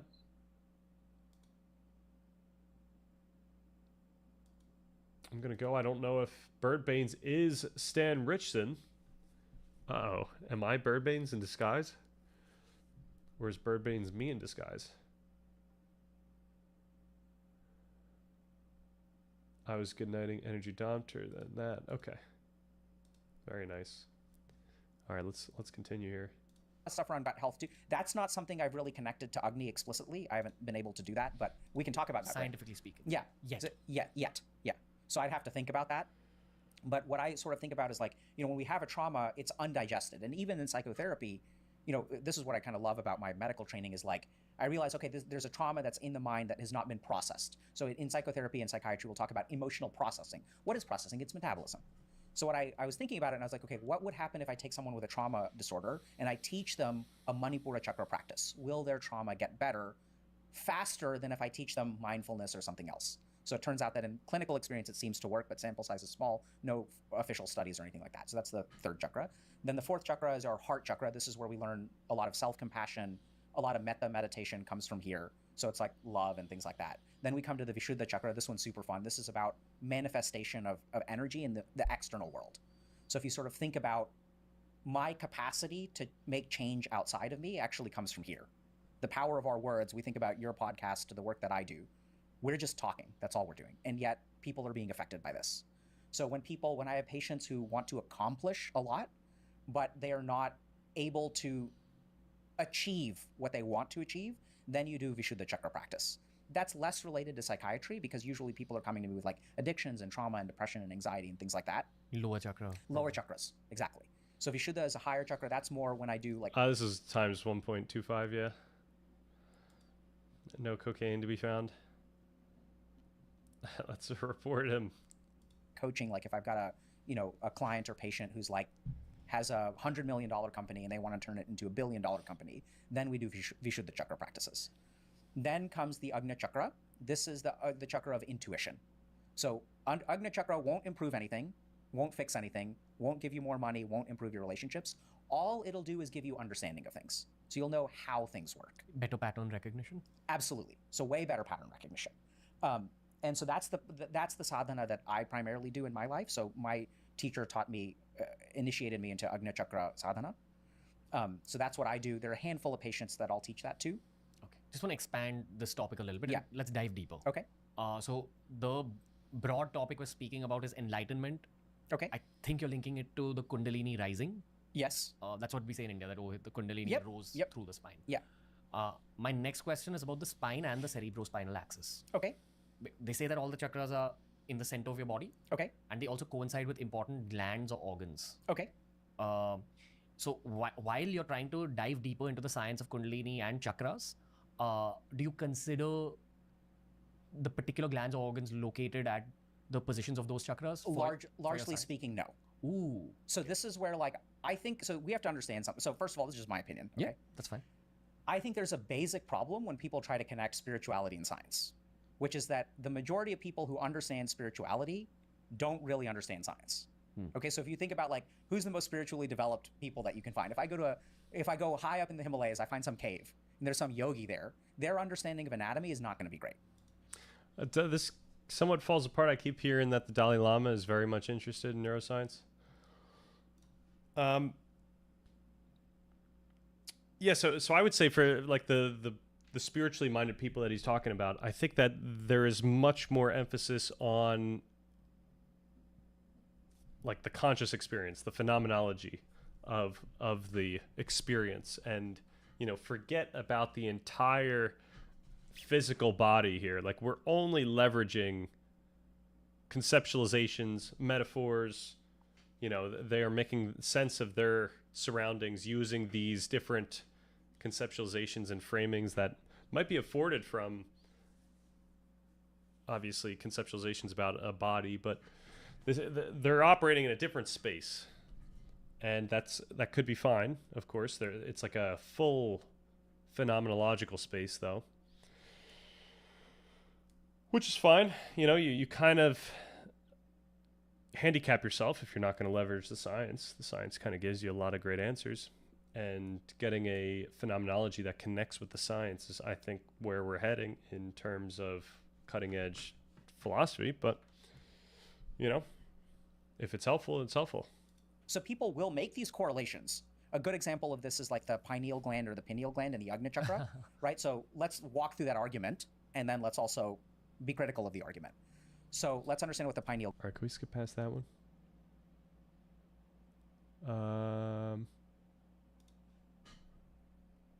Talk about how that happens. So the interesting thing is that the building block of DMT is serotonin. Ooh. Right? So not many people know this. So I was trying to figure out, when someone meditates for 10 years and you have this profound spiritual experience where you're like seeing deities and like all this kind of stuff, like what is going on in the brain? And then I started to think, okay, well, clearly there's some overlap between spiritual experience and psychedelic experience, because people will describe similar things. So what's going on here? What's going on in the neurochemistry? So DMT is produced by serotonin, but chances are, DMT is produced from serotonin. What do you mean? So if you look at the chemical structure of DMT, it is derived from serotonin. So if you look at the chemical structure of serotonin and you make a couple of modifications to it, you end up with DMT. We've also discovered a couple of the enzymes that are probably responsible for that pathway. So it's like, I have this building block, I snip off a hydroxyl group, I add a carbon. I had one experience seeing a deity, nice. Or whatever, a carbonate. Like I add a methyl group over. Like in my mind, like that's like a sign that you are, I shouldn't say good, because I feel like there's a fundamental aspect of this practice that you don't want to overly congratulate yourself. What's the ingratiate? No, ingratiate's a different thing, right? You don't want to be too self-congratulatory about things like that, even though I would say that's like a good sign that you're on the right path, or at least that you've made progress. I would say it's like you know that you are at a state where you're having a significantly different type of experience than when you started. Over here, I remove a methyl group over there, and then I end up with DMT. This is the only point in my life where I've enjoyed organic chemistry. Yeah, so this is why like it's crazy, right? But we don't teach people like if you want to discover how to make DMT, you have to study organic chemistry. Yeah, I mean, it's such a difficult subject to wrap someone's head around unless they have a fun teacher. Yeah, so here's the key thing. So then I was thinking, well, and that for me was an interesting moment, because now when I think about, so here's what I had studied, is if we sort of look at things like depression, we believe that depression has to do with a poor serotonin activity in the brain. Even anxiety disorders, panic disorders, poor serotonin activity in the brain. If we give someone a medication that boosts their serotonin activity, their symptoms of depression and symptoms of anxiety go down, right? With me? Now, here's the cool thing. If we look at meditation and yoga, we have all these yogis that are like, be detached, be content, be happy. This is not pleasure. It's not dopamine. Dopamine is pleasure. Dopamine is playing video games. It's doing drugs. It's having sex. It's having fun. It's riding roller coasters. That's not what yogis are talking about. They're talking about contentment and peace. Once again, dopamine is the drug that mobilizes you, or it's the molecule that mobilizes you. It's the one that gets you to wherever you're going, and reward dopamine is what is leveraged so that you can learn, but it's not what's actually giving you that feeling of satisfaction. It's not actually it's not like the reward molecule in the sense of what actually makes you feel good when you're moving somewhere and when you arrive at something that actually feels good. But I think we do end up like believing that, like, we end up leveraging dopamine as a marker for like what feels good, in the sense that we kind of trick ourselves into thinking that dopamine actually feels good, even though it's like a very specific physiological experience that isn't actually the reward. Like I don't know if that makes sense, but it's like literally having everything in your body and brain going towards some end, so your brain can like easily rationalize what's going on as good. And yeah, all right. Well, there are maps, right? I know where I'm at on the maps. Okay. There are maps. That's interesting. Or are you just talking about in terms of like there are maps, there are conceptualizations of where you can make sense of yourself through your progress, similar to what he just mentioned, the snake, the Kundalini map. Kundalini, I guess, counts as that framework counts as a map. Wonder if we run tests on animals and DMT. I don't know. That might be not allowed these days. I'm not sure. I'm sure we did. I think we gave all kinds of animals LSD. There's so much ahead of me that no need to trip out. Right. Contentment and peace comes from serotonin. And a good example of the difference is when you work a hard day and you do a good job and you go home and you're tired, it's not the same joy as a roller coaster, but you feel good. You feel accomplished, right? That's serotonin. Your brain releases it in your bloodstream? Your brain releases it in your brain. Ooh.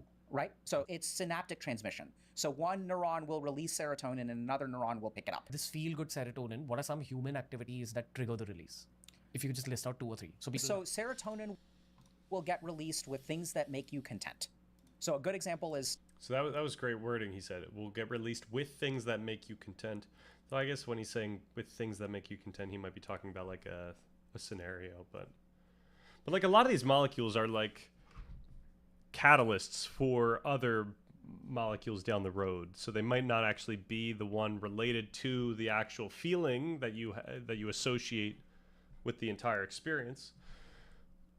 But it causes that. So... or it correlates with that to make things even more complex. If you accomplish a difficult task, that will release serotonin. Just anything that leads to contentment. So even watching a sunset, that's not like pleasurable, right? You're not like, oh man, like I'm gonna go on vacation and it's gonna be so fun. It's not thrilling. It's not thrilling. So dopamine is thrilling. It's not fun. So we use different words. So every time you feel a thrill, it's a surge of dopamine? Basically. Yeah, you can say that. All right, where should we jump to here? Why we are getting more depressed? Okay. Scientific reason for cell. Are they done with the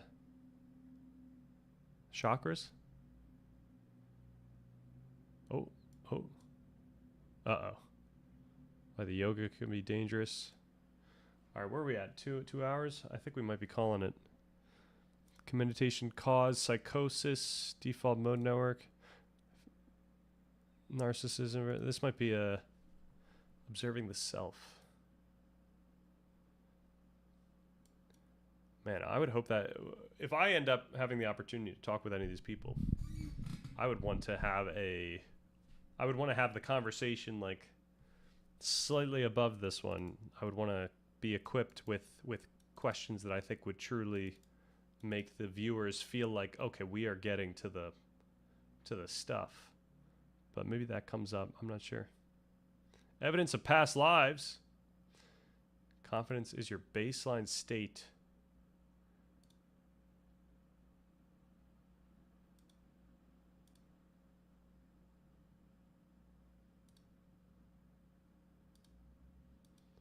All right. I might call it here. We have one more day until a long hiatus, unfortunately.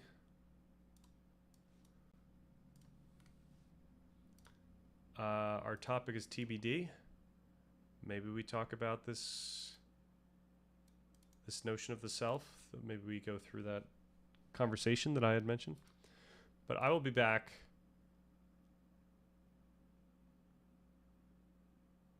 on this Tuesday, the 7th. So it's quite the distance, unfortunately. What is that? 2 weeks. I lost my light again. Does this light only go for 2 hours? But yeah. Tomorrow we'll chill. Maybe we do like a retrospective tomorrow. I'm not sure. All right. There's so much. Okay. You remember the 16 stages, 4 paths, that one map of one territory. That's one map of one territory. Okay. Nice.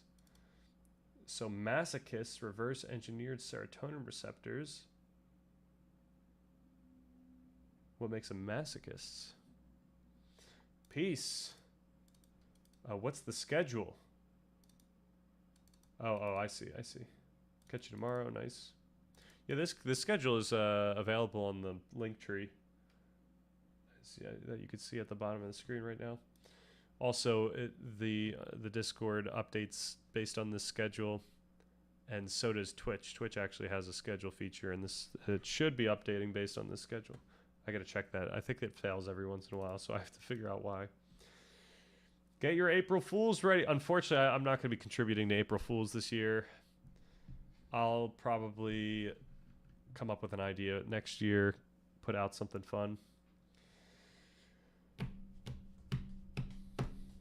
But yeah, I do have videos lined up. We got a video every Tuesday, Thursday, Saturday, all through all of these weeks. I made it so that I am covered until maybe like even the 11th.